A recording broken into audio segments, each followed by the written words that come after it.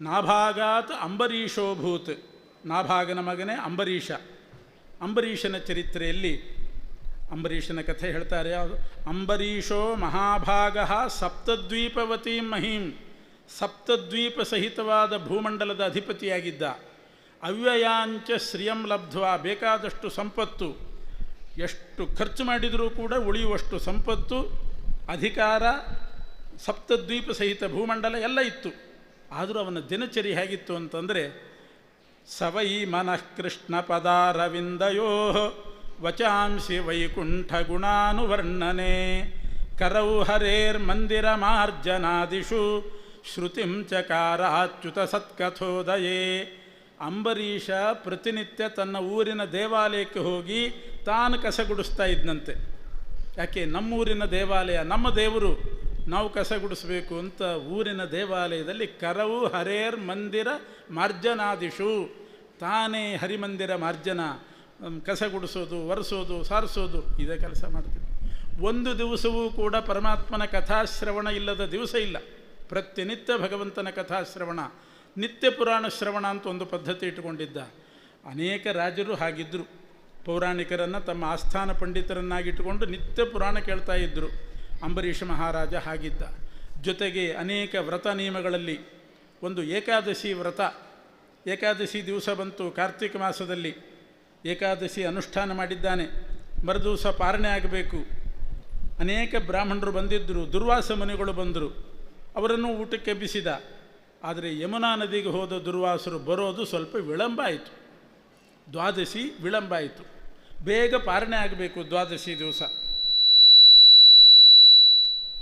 ವಿಳಂಬವಾದಾಗ ಏನು ಮಾಡಬೇಕು? ಅವರನ್ನು ಕಾಯ್ತಾ ಕೂತ್ಕೊಂಡ್ರೆ ತಿಥಿ ಮೀರ್ತದೆ, ತಿಥಿ ಅತಿಕ್ರಮಣ. ತಿಥಿಗೆ ಪ್ರಾಶಸ್ತ್ಯ ಕೊಟ್ಟು ಪಾರಣೆ ಮಾಡಿಬಿಟ್ರೆ ಆ ಋಷಿಗಳ ಅತಿಕ್ರಮಣ, ದುರ್ವಾಸರ ಅತಿಕ್ರಮಣ. ಬಂದಂಥ ಬ್ರಾಹ್ಮಣರನ್ನ ಕೇಳಿದ, ಏನು ಮಾಡಬೇಕು? ಅವರೆಲ್ಲರೂ ಕೂಡ ಮೊದಲು ಬಂದ ಮುನಿಗಳು ಹೇಳಿದರು, ಜಲಪಾರಣೆ ಮಾಡು ಅಂದರು. ನೀರು ಕುಡಿದು ಪಾರಣೆ ಮಾಡು, ದೋಷ ಇಲ್ಲ. ಮಾಡಿದ ಅಡಿಗೆಯನ್ನು ಅವರಿಗೆ ಬಡಿಸಿ ಊಟ ಮಾಡು, ನೀರು ಕುಡಿ ಅಂತ, ಅದಕ್ಕೆ ದೋಷ ಇಲ್ಲ. ಕೆಲವು ಸಮಸ್ಯೆಗಳು ಬಂದಾಗ 10 ಜನ ಋಷಿಗಳು, ಮುನಿಗಳು, ಮಂತ್ರಜ್ಞರು ಏನು ಹೇಳ್ತಾರೋ ಅದೇ ಧರ್ಮಶಾಸ್ತ್ರ. ಬಹಳ ಸುಲಭ ಇದೆ ಧರ್ಮಾನುಷ್ಠಾನ. ಯಥಾತೇ ತತ್ರ ವರ್ತೇರನ್ ತಥಾ ತತ್ರ ವರ್ತೇಥಾ ಏಷ ಆದೇಶ ಏಷ ಉಪದೇಶ. ನಮಗೇನಾದರೂ ಸಂಕಟ ಬಂದಾಗ, ಸಮಸ್ಯೆ ಬಂದಾಗ 4 ಜನ ಮಂತ್ರಜ್ಞರು ಏನು ಹೇಳ್ತಾರೆ ಅದೇ ಧರ್ಮಶಾಸ್ತ್ರ. ಅಷ್ಟು ಸುಲಭ ಮಾಡಿದ್ದಾನೆ ಪರಮಾತ್ಮ. ದೊಡ್ಡವರು ಮಹನೀಯರು ಅವರ ಬಾಯಿಯಿಂದ ಏನು ಬರ್ತದೆ ಅದೇ ಧರ್ಮ. ಅವರೆಲ್ಲರೂ ಹೇಳಿದರು, ನೀನು ಜಲಪಾರಣೆ ಮಾಡು ಅಂತ. ಮಾಡಿದ. ಆದರೆ ಇವನನ್ನು ಪರೀಕ್ಷೆ ಮಾಡುವ ಉದ್ದೇಶ. ದುರ್ವಾಸ ಋಷಿಗಳು ಬಂದರು, ಯಮುನಾ ನದಿಯಿಂದ ಬಂದರು. ನನ್ನನ್ನು ಬಿಟ್ಟು ನೀನು ನೀರನ್ನಾದರೂ ಹೇಗೆ ಕುಡ್ದಿ? ನನ್ನನ್ನು ತಿರಸ್ಕಾರ ಮಾಡಿದಿ, ಅವಹೇಳನ ಮಾಡಿದಿ, ನಿನ್ನನ್ನು ಸುಮ್ಮನೆ ಬಿಡೋದಿಲ್ಲ ಅಂತ ಒಂದು ಭೂತ ಸೃಷ್ಟಿ ಮಾಡಿದರು. ಆ ಭೂತ ಅಂಬರೀಷನನ್ನು ಸುಡಲಿಕ್ಕೆ ಅಂತ ಬಂದಾಗ ಇದ್ದಕ್ಕಿದ್ದ ಹಾಗೆ ಸುದರ್ಶನ ಚಕ್ರ ಅಡ್ಡ ಬಂತು. ಸುದರ್ಶನ ಚಕ್ರ ಬಂದು ಆ ಭೂತವನ್ನೇ ಓಡಿಸಿ ಅಂಬರೀಷನನ್ನು ಕಾಪಾಡ್ತಾ ಇದೆ. ಎಲ್ಲಿತ್ತು ಸುದರ್ಶನ ಚಕ್ರ ಅಂತಂದರೆ, ಭಾಗವತದಲ್ಲಿ ವ್ಯಾಸರು ಹೇಳ್ತಾರೆ, ಇವನು ಯಾವಾಗ ಏಕಾದಶಿ ವ್ರತ ಮಾಡ್ತೇನೆ ಅಂತ ಸಂಕಲ್ಪ ಮಾಡಿದ, ಅದು ಯಾವಾಗ ಸಂಕಲ್ಪ ಮಾಡಬೇಕು? ದಶಮಿ ಬೆಳಿಗ್ಗೆ. ಏಕಾದಶಿ ಅಂದರೆ ದಿನತ್ರಯ ವ್ರತ. ದಶಮಿ, ಏಕಾದಶಿ, ದ್ವಾದಶಿ 3 ದಿನ ಸೇರಿ ವ್ರತ. ದಶಮಿ ಒಂದೇ ಊಟ, ಏಕಾದಶಿ ನಿರಾಹಾರ, ದ್ವಾದಶಿ ಒಂದು ಊಟ. ಹೀಗೆ ದಶಮಿ ಬೆಳಗ್ಗೆ ಸಂಕಲ್ಪ ಮಾಡುವಾಗ ಪರಮಾತ್ಮನ ಸುದರ್ಶನ ಚಕ್ರ ಬಂದು ಅಲ್ಲಿತ್ತಂತೆ. ಯಾವುದೇ ದೇವತಾ ಕಾರ್ಯ ಮಾಡ್ತೇವೆ ಅಂತ ನಾವು ಸಂಕಲ್ಪ ಮಾಡಲಿಕ್ಕೆ ಹೊರಟಾಗ, ಹರಿಪ್ರೀತಿಗಾಗಿ ಮಾಡಲಿಕ್ಕೆ ಹೊರಟಾಗ ಭಗವಂತನ ಸುದರ್ಶನ ಚಕ್ರ ಬಂದು ಅವರಿಗೆ ಗೊತ್ತಿಲ್ಲದೆ ಅಲ್ಲಿ ಸಂರಕ್ಷಣೆಗಾಗಿ ನಿಂತಿರ್ತದೆ. ಯಾವುದಾದ್ರೂ ಅಡ್ಡಿ ಅಡಚಣೆಗಳು ಬಂದರೆ ಆ ಸುದರ್ಶನ ಚಕ್ರ ನೋಡ್ಕೋತದೆ. ಕಾರ್ಯಕ್ರಮ ಎಲ್ಲ ಮುಗಿದ ಮೇಲೆ ವಾಪಸ್ ಹೋಗ್ತದೆ. ರಕ್ಷಣಾ ದಳದವರು ಮೊದಲೇ ಬಂದು ನಿಲ್ತಾರೆ, ಕಾರ್ಯಕ್ರಮ ಮುಗಿದ ಮೇಲೆ ಹೋಗ್ತಾರೆ. ಹಾಗೆ ದೈವಿಕ ಕಾರ್ಯಕ್ರಮ ಮಾಡುವಾಗ ಸುದರ್ಶನ ಚಕ್ರ ಬಂದಿರ್ತದೆ. ಪ್ರಾಗ್ದಿಷ್ಟಂ ಭೃತ್ಯರಕ್ಷಾಯಾಂ ಪುರುಷೇಣ ಮಹೀಯಸ. ಪ್ರಾಗ್ದಿಷ್ಟಂ ಮೊದಲೇ ಬಂದಂಥ ಸುದರ್ಶನ ಚಕ್ರ ದೇವರ ಮನೆಯಿಂದ ಹೊರಗೆ ಬಂತು, ಭೂತವನ್ನು ಸುಟ್ಟು ದುರ್ವಾಸರ ಬೆನ್ನಹತ್ತಿತು. ಎಲ್ಲ ಕಡೆ ತಿರುಗಿ ವೈಕುಂಠಕ್ಕೆ ಹೋದರು ದುರ್ವಾಸರು. ಭಗವಂತ ಹೇಳಿದ ಮಾತೇನು? ಸುದರ್ಶನ ಚಕ್ರ ನಂದು ಹೌದು, ಆದರೆ ನಾನೇ ಸ್ವತಂತ್ರನಲ್ಲ. ಅಹಂ ಭಕ್ತಪರಾಧೀನಃ. ಅಂಬರೀಷನಿಗೆ ಅಪರಾಧ ಮಾಡಿದ್ದೀರಿ, ಅಲ್ಲೇ ಹೋಗ್ರಿ ಎಂದ ಪರಮಾತ್ಮ.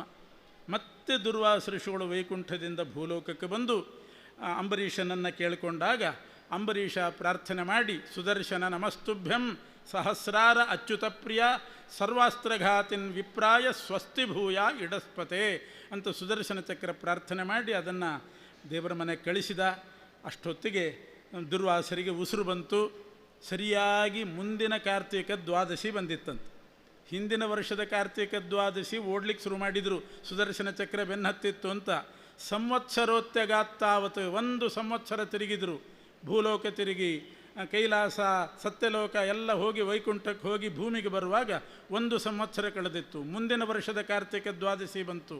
ಅವತ್ತು ಅವರಿಗೆ ಊಟ ಮಾಡಿಸಿ ಭೋಜನ ಮಾಡಿಸಿ ಅಂಬರೀಷ ಆಮೇಲೆ ತಾನು ಪಾರಣೆ ಮಾಡಿದ್ದಂತೆ. 1 ವರ್ಷದವರೆಗೆ ದ್ವಾದಶಿಯಿಂದ ದಶಮಿಯವರೆಗೆ ನೀರು ಕುಡಿತಾ ಇದ್ದ. ಏಕಾದಶಿ ಅದೂ ಇಲ್ಲ, ಮತ್ತು ದ್ವಾದಶಿಯಿಂದ ದಶಮಿಯವರೆಗೆ ನೀರು. ಯಾಕೆ ಅವರಿಗೆ ಊಟಕ್ಕೆ ಹೇಳಿದ್ದ. ಅವರಿಗೆ ಊಟ ಮಾಡಿಸದೆ ತಾನು ಮಾಡಿದರೆ ಅದು ಪಾಪ ಬರ್ತದೆ ಅಂತ ಅಷ್ಟು ಶ್ರದ್ಧೆಯಿಂದ ದುರ್ವಾಸರಿಗೆ ಭೋಜನ ಮಾಡಿಸಿಯೇ ತಾನು ಮಾಡಬೇಕು ಅಂತ ಕಾಯ್ತಾ ಇದ್ದ. ಹೀಗೆ ದುರ್ವಾಸರು ಸಾಧಾರಣ ಅಲ್ಲ, ಅಂಬರೀಷನಿಗೆ 1 ವರ್ಷ ನೀರು ಕುಡಿಸಿದಂಥ ಮಹಾನುಭಾವ. ಅವರಿಗೆ ಅದೂ ಇಲ್ಲ ಪಾಪ. ಎಲ್ಲಿಯಾದರೂ ನೀರು ಕುಡಿಯೋಣ ಅಂದರೆ ಸುದರ್ಶನ ಚಕ್ರ ಬೆನ್ನು ಹತ್ತಿತ್ತು. ಇದು ಅಹೋ ಅನಂತದಾಸಾನಾಂ ಮಹತ್ವಂ ದೃಷ್ಟ ಮಧ್ಯಮೆ ಅಂತಾರೆ. ಭಗವಂತನ ದಾಸರಿಗೆ ಎಷ್ಟು ಮಹತ್ವ ಇರ್ತದೆ. ಅವ್ರಿಗೆ ಯಾರೇ ಆಗಿರಲಿ, ಒಬ್ಬ ಕ್ಷತ್ರಿಯ ಆಗಿರಬಹುದು. ಇವರು ರುದ್ರಾಂಶ ಸಂಭೂತರು. ದುರ್ವಾಸರು ದೊಡ್ಡವರು, ಅಂಬರೀಷನಿಗಿಂತ ಬಹಳ ದೊಡ್ಡವರು. ಆದರೂ ಒಬ್ಬ ರಾಜನಾಗಿರ್ತಕ್ಕಂಥ ಅಂಬರೀಷನಿಗೆ, ಭಗವದ್ಭಕ್ತನಿಗೆ ಎಷ್ಟು ಮಹತ್ವ ಇದೆ ಅಂತನ್ನೋದು ಜಗತ್ತಿಗೆ ತೋರಿಸಬೇಕು. ಪರಮಾತ್ಮ ಯಾವ ರೀತಿ ಅವರ ಪಕ್ಷಪಾತಿಯಾಗಿದ್ದ. ಕೇವಲ ದೇವತೆಗಳಿಗೆ ಮಾತ್ರ, ಇಂಥ ವರ್ಗದವರಿಗೆ ಮಾತ್ರ ಅಂತಿಲ್ಲ. ಯಾರು ಭಕ್ತರಾಗಿರ್ತಾರೋ, ಅವನ ಪ್ರೀತಿಕರ ಕರ್ಮ ಮಾಡ್ತಾರೋ ಅವರಿಗೆಲ್ಲರಿಗೂ ಕೂಡ ಭಗವಂತ ಅನುಕೂಲವಾಗಿರ್ತಾನೆ ಅನ್ನೋ ತತ್ವವನ್ನು ತೋರಿಸಲಿಕ್ಕೆ ದುರ್ವಾಸ ಋಷಿಗಳು ಈ ರೀತಿ ಮಾಡಿದರು. ಅದಕ್ಕೆ ಒಬ್ಬ ಕವಿಗಳು ಹೇಳ್ತಾರೆ, ಪರಮಾತ್ಮ ಯಾರಿಗೆ ಮೆಚ್ಚುತ್ತಾನೆ, ಯಾರಿಗೆ ಒಲಿತಾನೆ, ಇಂಥ ವರ್ಗಕ್ಕೆ, ಇಂಥ ವಯಸ್ಸಿನವರಿಗೆ, ಇಂಥ ಲಿಂಗದವರಿಗೆ ಅಂತ ನಿಯಮ ಇಲ್ಲ. ಯಾರಿಗೆ ಬೇಕಾದ ಭಕ್ತಿ ಮಾಡಿದವರಿಗೆ ಯಾರಿಗೆ ಬೇಕಾದರೂ ಒಲಿತಾನೆ. ವ್ಯಾಧಸ್ಯಾಚರಣಂ ಧ್ರುವಸ್ಯ ಚ ವಯಃ ವಿದ್ಯಾ ಗಜೇಂದ್ರಸ್ಯ ಕಾ ಜಾತಿರ್ವಿದುರಸ್ಯ ಯಾದವಪತೆ ರುಗ್ರಸ್ಯ ಕಿಂ ಪೌರುಷಂ ಕುಬ್ಜಾಯಾಃ ಕಮನೀಯ ರೂಪಮಪಿ ಕಿಂ ತತ್ಸುಧಾಮ್ನೋಧನಂ ಭಕ್ತ್ಯಾ ತುಷ್ಯತಿ ಕೇಶವೋ ನತು ಧನೈಃ ಭಕ್ತಿಪ್ರಿಯ ಕೇಶವಃ. ವ್ಯಾಧಸ್ಯಾಚರಣಂ. ವಾಲ್ಮೀಕಿ ಋಷಿಗಳು ವ್ಯಾಧರಾಗಿದ್ದರು, ಪ್ರಾಣಿಗಳನ್ನು ಬೇಟೆಯಾಡ್ತಾ ಇದ್ದರು. ಅಂಥ ವ್ಯಾಧರಾದ ವಾಲ್ಮೀಕಿ ಋಷಿಗಳಿಗೆ ಒಲಿದು ಅವರ ಕೈಯಿಂದ ರಾಮಾಯಣ ಬರೆಸ್ಕೊಂಡಿದ್ದಾನೆ ಪರಮಾತ್ಮ. ಯಾರು? ವಾಲ್ಮೀಕಿ ಋಷಿಗಳು ವ್ಯಾಧರು. ಎಂಥ ಅವರ ಭಕ್ತಿಗೆ ಹೇಗೆ ಮೆಚ್ಚಿದ. ವ್ಯಾಧಸ್ಯಾಚರಣಂ ಧ್ರುವಸ್ಯ ಚ ವಯಃ. 5 ವರ್ಷದ ಧ್ರುವನಿಗೆ ಮೆಚ್ಚಿ ವಾಸುದೇವ ರೂಪಿ ಪರಮಾತ್ಮ ಅನುಗ್ರಹ ಮಾಡಿದ. ಅವನಲ್ಲಿ ಏನು ವಯಸ್ಸಿತ್ತು? ವಾಲ್ಮೀಕಿಗಳಲ್ಲಿ ಅವರು ವ್ಯಾಧರು. ಅವರಲ್ಲಿ ಏನು ಆಚರಣೆ ಇತ್ತು, ಏನು ಸದಾಚಾರ ಇತ್ತು. ಅವರು ಅಂದರೆ ಮಾಡಬಾರ್ದು ಅಂತ ಅರ್ಥ ಅಲ್ಲ, ಭಗವಂತ ಭಕ್ತಿಗೆ ಬೆಲೆ ಕೊಡ್ತಾನೆ. ಸದಾಚಾರ ಎಲ್ಲವೂ ಬೇಕು, ಭಕ್ತಿಗೆ ಪ್ರಾಶಸ್ತ್ಯ ಕೊಡ್ತಾನೆ ಅಂತನ್ನೋದಕ್ಕೆ ವ್ಯಾಧಸ್ಯಾಚರಣಂ ಧ್ರುವಸ್ಯ ಚ ಕಿಂ ತತ್ ಸುಧಾಮ್ ವಿದ್ಯಾ ಗಜೇಂದ್ರಸ್ಯ ಗಜೇಂದ್ರನಿಗೆ ಒಲಿದಿದ್ದಾನೆ. ಅವನಲ್ಲೇನು ವಿದ್ಯೆ ಇತ್ತು? ವಿದ್ಯಾ ಗಜೇಂದ್ರಸ್ಯ ಕಾ ಜಾತಿರ್ ವಿದುರಸ್ಯ. ವಿದುರನಿಗೆ ಒಲಿದ ಪರಮಾತ್ಮ. ವಿದುರ ಕೃಷ್ಣನ ಕಥೆಯಲ್ಲಿ ಬರ್ತದೆ. ಶ್ರೀಕೃಷ್ಣ ಕೌರವರ ಜೊತೆಗೆ ಸಂಧಾನ ಪ್ರಯತ್ನ ಮಾಡೋಣ ಅಂತ ಬಂದಂತೆ. ಬಂದರೆ ದುರ್ಯೋಧನ ಊಟಕ್ಕೆ ಕರೆದ. ಕೃಷ್ಣ, ನೀನು ಬಹಳ ದೂರದಿಂದ ಬಂದಿದ್ದಿ, ನಮ್ಮ ಮನೇಲಿ ಊಟ ಮಾಡು, ಆಮೇಲೆ ಮೀಟಿಂಗ್ ಮಾಡೋಣ ಅಂತ. ದುರ್ಯೋಧನನ ಮನೆಗೆ ಹೋಗಲಿಲ್ಲ. ನೀವೆಲ್ಲ ಪಾಂಡವರ ದ್ವೇಷಿಗಳು, ಸಜ್ಜನರ ದ್ವೇಷಿಗಳು, ನಿಮ್ಮ ಮನೇಲಿ ಊಟ ಮಾಡೋದಿಲ್ಲ. ಧೃತರಾಷ್ಟ್ರ ಕರೆದ, ಯಾರ ಮನೆಗೂ ಊಟಕ್ಕೆ ಹೋಗಲಿಲ್ಲ. ಹಾಗಾದರೆ ಎಲ್ಲಿ ಹೋಗ್ತೀನಿ ನೀನು ಅಂದರೆ, ವಿದುರನ ಮನೆಗೆ ಹೋಗ್ತೇನೆ ಎಂದ. ವಿದುರನ ಮನೆಗೆ ಹೋದ. ವಿದುರನ ಮನೆಗೆ ಹೋದರೆ ಅಲ್ಲಿ ವಿದುರ ಇದ್ದಿಲ್ಲ, ಮನೆಯಲ್ಲೇ ಇದ್ದಿಲ್ಲ. ಇವರು ಮೃಷ್ಟಾನ್ನ ತಯಾರು ಮಾಡಿ ಕಾಯ್ತಾ ಇದ್ದಾರೆ ಕೃಷ್ಣನಿಗೆ ಊಟಕ್ಕೆ ಕರೆಸೋಣ ಅಂತ. ಇವರು ಮನೆಯನ್ನೆಲ್ಲ ಬಿಟ್ಟು, ಸಿದ್ಧವನ್ನಂ ಪರಿತ್ಯಜ್ಯ ಅನ್ನೋ ಹಾಗೆ ಎಲ್ಲ ಬಿಟ್ಟು ವಿದುರನ ಮನೆಗೆ ಹೋದರೆ, ವಿದುರ ಮನೆಯಲ್ಲಿದ್ದಿಲ್ಲಂತೆ, ಮಾರ್ಕೆಟ್ಗೆ ಹೋಗಿದ್ದಂತೆ. ಬಾಳೆಹಣ್ಣು ತರೋಣ, ಕೃಷ್ಣ ನಮ್ಮನೆಗೆ ಬರಬಹುದು, ಅವನಿಗೆ ಬಾಳೆಹಣ್ಣು ಕೊಡೋಣ, ಏನಾದರೂ ತಿಂತಾನೋ ಇಲ್ಲೋ ಅಂತ ಅವನಿಗೆ ಭಯ. ಬಾಳೆಹಣ್ಣು ಕೊಡೋಣ ಅಂತ ತರಲಿಕ್ಕೆ ಮಾರ್ಕೆಟಿಗೆ ಹೋಗಿದ್ದಂತೆ. ವಿದುರನ ಹೆಂಡತಿ ಇದ್ಲು. ಕೃಷ್ಣ ಬಂದ ಅಂತ ಭಾರೀ ಸಂಭ್ರಮ ವಿದುರನ ಹೆಂಡತಿಗೆ. ಗೃಹಮುಪಗತೆ ಸಂಭ್ರಮ ಗಮಃ ಅಂತಾರೆ. ಭಾರೀ ಗಡಿಬಿಡಿಯಲ್ಲಿ ಸಂಭ್ರಮದಲ್ಲಿ ಕೃಷ್ಣನ ಸ್ವಾಗತ ಮಾಡಿ ಅವನನ್ನು ಕೂಡಿಸಿ ಮೊದಲೇ ಇದ್ದ ಬಾಳೆಹಣ್ಣುಗಳನ್ನೇ ತಿನ್ನಿಸ್ಲಿಕ್ಕೆ ಹೊರಟ್ಲವಳು. ಆ ಗಡಿಬಿಡಿಯಲ್ಲಿ ಸಂಭ್ರಮದಲ್ಲಿ ಬಾಳೆಹಣ್ಣು ಸುಲಿತಾಳೆ.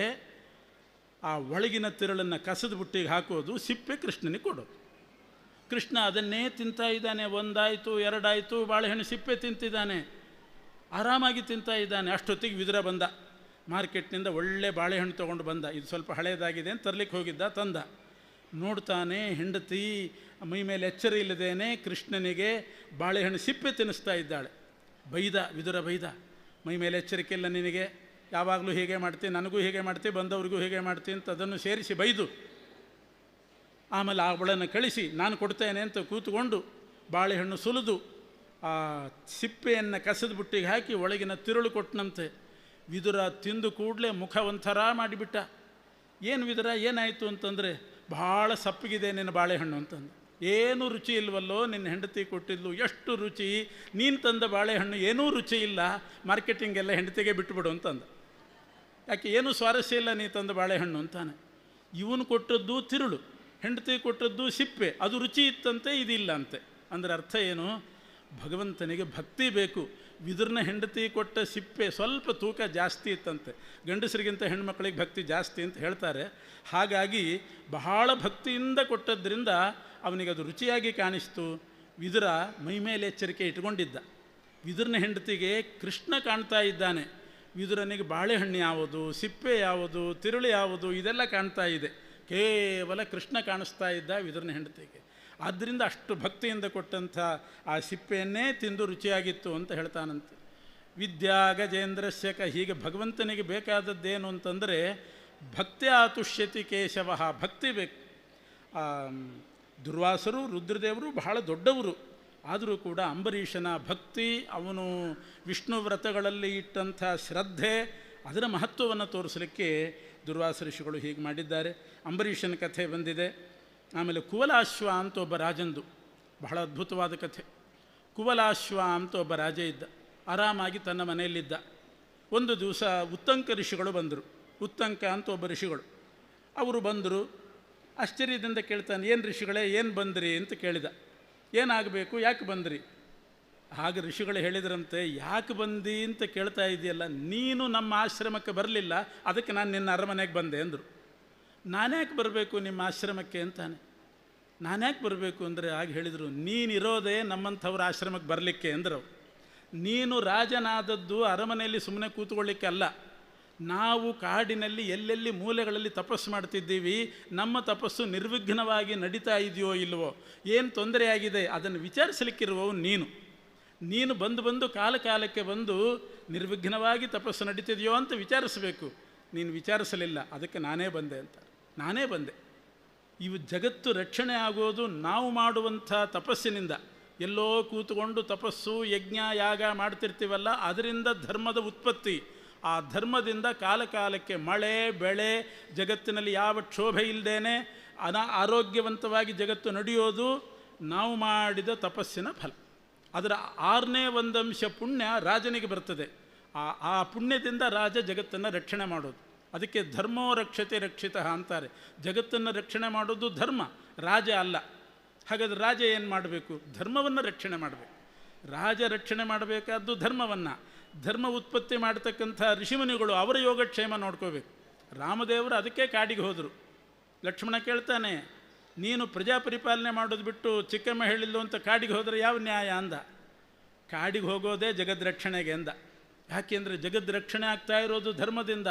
ಆ ಧರ್ಮ ಉತ್ಪತ್ತಿ ಮಾಡ್ತಕ್ಕಂಥ ಋಷಿಮುನಿಗಳು ಕಾಡಿನಲ್ಲಿದ್ದಾರೆ, ಅವರಿಗೆ ರಾಕ್ಷಸರ ತೊಂದರೆಯಾಗಿದೆ, ಬಾಧೆಯಾಗಿದೆ, ಅದನ್ನು ನಿವಾರಣೆ ಮಾಡಲಿಕ್ಕೆ ನಾನು ಹೋಗ್ತಾ ಇದ್ದೀನಿ. ಆವಾಗ ಅವರ ಕರ್ಮ ನಿಶ್ಚಿಂತೆಯಾಗಿ ತಪಸ್ಸು ನಡೀತದೆ. ಧರ್ಮ ಉತ್ಪತ್ತಿ, ಧರ್ಮದಿಂದ ಎಲ್ಲರ ಮನಸ್ಸಿನಲ್ಲಿ ಶಾಂತಿ ಎಲ್ಲವೂ ಕೂಡ ದೊರೀತದೆ, ಜಗತ್ತು ಚೆನ್ನಾಗಿ ನಡೀತದೆ. ಹಾಗೆ ಉತ್ತಂಕರು ಹೇಳ್ತಾರೆ, ನೀನು ಬಂದು ನಮ್ಮ ಯೋಗಕ್ಷೇಮ ವಿಚಾರಿಸಬೇಕು. ನಾನು ಬಂದೆ, ಇದರಿಂದ ಏನಾಯಿತು? ನಾನೇ ನಿನ್ನ ರಾಜ್ಯ ತನಕ ಬಂದದ್ರಿಂದ ಅಷ್ಟು ಹೊತ್ತಿನ ತಪಸ್ಸು ನಿಂತು ಹೋಯಿತು, ಯಜ್ಞಯಾಗಗಳು ನಿಂತು ಹೋಯಿತು, ಎಷ್ಟು ಕಷ್ಟ. ಇದನ್ನೆಲ್ಲ ನಿನಗೆ ಮಾಡಲಿಕ್ಕೆ ಆಗ್ತದ? ನೀನು ಬಂದು ವಿಚಾರಿಸಬೇಕು. ಬಹಳ ಒಳ್ಳೆಯ ಮಾತು ಹೇಳಿದ್ದಾರೆ.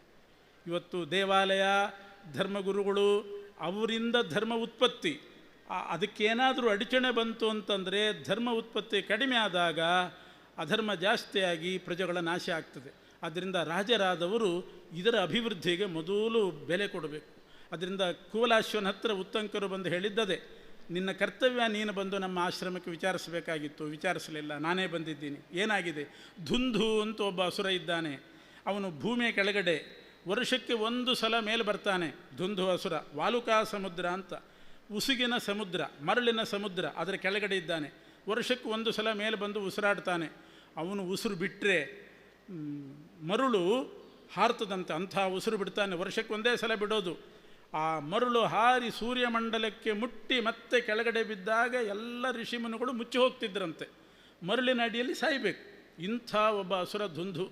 ಇವನು ಉಸಿರು ಬಿಡೋದು, ಉಳಿದವರು ಉಸಿರು ಬಂದಾಗೋದು. ಇಂಥ ಪ್ರಸಂಗ ಇದೆ. ಈಗ ಅವನು ಮೇಲೆ ಬರುವ ಸಮಯ, ಅವನನ್ನು ವಧೆ ಮಾಡಬೇಕು. ಇದು ನಿನ್ನ ಕರ್ತವ್ಯ, ನಿನ್ನ ಧರ್ಮ ಇದು ಅಂತ ಋಷಿಗಳು ಹೇಳಿದರು. ಆಗ ರಾಜ ಅರ್ಥ ಮಾಡಿಕೊಂಡ, ಹೌದು ನನ್ನ ಕರ್ತವ್ಯ ಇದು. ನಾನು ಮಾಡದೇ ಇದ್ದರೆ ಈ ಋಷಿಗಳಿಂದ ಎಲ್ಲ ಋಷಿಗಳು ಸತ್ತು ಹೋದರೆ, ವೇದ ಪಾರಾಯಣವೇ ಇಲ್ಲ ಅಂತಾದರೆ, ಯಜ್ಞವೇ ಇಲ್ಲ ಅಂತಾದರೆ, ಧರ್ಮ ಇಲ್ಲದೆ ಜಗತ್ತು ನಾಶ ಆಗಿ ಹೋಗ್ತದೆ. ಮಳೆ ಬರಬೇಕಲ್ಲ, ರಾಜ ರಕ್ಷಣೆ, ನೀರು ಬೇಕಲ್ಲ, ಕುಡಿಲಿಕ್ಕೆ ನೀರೇ ಇಲ್ಲದೆ ಇದ್ದರೆ ಹೇಗೆ ರಾಜ ರಕ್ಷಣೆ ಮಾಡ್ತಾನೆ? ಆದ್ದರಿಂದ ಈಗ ಯಜ್ಞಾದ್ಭವತಿ ಪರ್ಜನ್ಯ ಅಂತಾರೆ. ಯಜ್ಞಯಾಗ ನಡೆದರೆ ಪರ್ಜನ್ಯ ಸೃಷ್ಟಿ ಆಗ್ತದೆ. ಪರ್ಜನ್ಯ ಸೃಷ್ಟಿ ಮಾಡಲಿಕ್ಕೆ ಬೇರೆ ಮಾರ್ಗ ಇಲ್ಲ. ಬಟ್ಟೆ ತಯಾರು ಮಾಡೋ ಫ್ಯಾಕ್ಟ್ರಿ ಅಂತಿದ್ದಂಗೆ ಪರ್ಜನ್ಯ ತಯಾರು ಮಾಡೋ ಕ್ರಮ ಅಂತ ಒಂದಿಲ್ಲ. ಮೋಡ ಸೃಷ್ಟಿ ಆಗಬೇಕಾದ್ರೆ ಈ ವೇದ ಮಂತ್ರ ಯಜ್ಞಗಳಿಂದಲೇ ಆಗಬೇಕು. ಅದಕ್ಕಾಗಿ ಇವರು ಕುವಲಾಶ್ವ ರಾಜ 100 ಮಕ್ಕಳನ್ನು ಕರ್ಕೊಂಡು ಹೋದ. ಅವನಿಗೆ 100 ಜನ ಮಕ್ಕಳಿದ್ದರು. 100 ಮಕ್ಕಳನ್ನು ಕರ್ಕೊಂಡು ಧುಂಧುವಿನ ಹತ್ರ ಯುದ್ಧಕ್ಕೆ ಹೋದರೆ 3 ಜನ ಉಳಿದ್ರಂತೆ. ಅಷ್ಟೂ ಜನ ಬಲಿಯಾದರು. 3 ಮಂದಿ ಉಳಿದ್ರು. ಒಬ್ಬ ಸತ್ತ, ಇನ್ನೊಬ್ಬ ಸತ್ತ, ಆದರೂ ಯುದ್ಧ ಬಿಡಲಿಲ್ಲ. ಅಷ್ಟು ಪರಿಣಾಮ ಆಗಿತ್ತು ಉತ್ತಂಕರ ಮಾತು. ನನ್ನ ಕರ್ತವ್ಯ ಅಂತ ಹೊರಟು 3 ಜನ ಉಳಿಯೋ ತನಕ ಯುದ್ಧ ಮಾಡಿದ. ಕೊನೆಗೆ ಭಗವಂತನೇ ವಿಶೇಷ ರೂಪದಿಂದ ಕುವಲಾಶ್ವನಲ್ಲಿ ಆವಿಷ್ಟನಾದ. ಇವನಿಗೆ ಒಳ್ಳೆಯ ಶಕ್ತಿ ಬಂತು. ಆ ಧುಂಧುವನ್ನು ಕೊಲ್ತಾನೆ. ಧುಂಧುಮಾರ ಅಂತ ಪ್ರಸಿದ್ಧನಾದ. ಬಹಳ ರೋಚಕವಾದ ಕಥೆ ಉತ್ತಂಕ ಮತ್ತು ಕುವಲಾಶ್ವರ ಕಥೆ. ಕುವಲಾಶ್ವ ಹೇಗೆ ನಡ್ಕೊಂಡ ಅನ್ನೋದು ಬಂದಿದೆ. ಆಮೇಲೆ ಮಾಂಧಾತನ ಚರಿತ್ರೆ, ಸೌಭರಿ ಎನ್ನುವಂಥ ಋಷಿಗಳ ಚರಿತ್ರೆ ಹೇಳ್ತಾರೆ. ಸತ್ಯ ಹರಿಶ್ಚಂದ್ರ, ಇವ್ರದ್ದೆಲ್ಲ ಕಥೆಗಳು.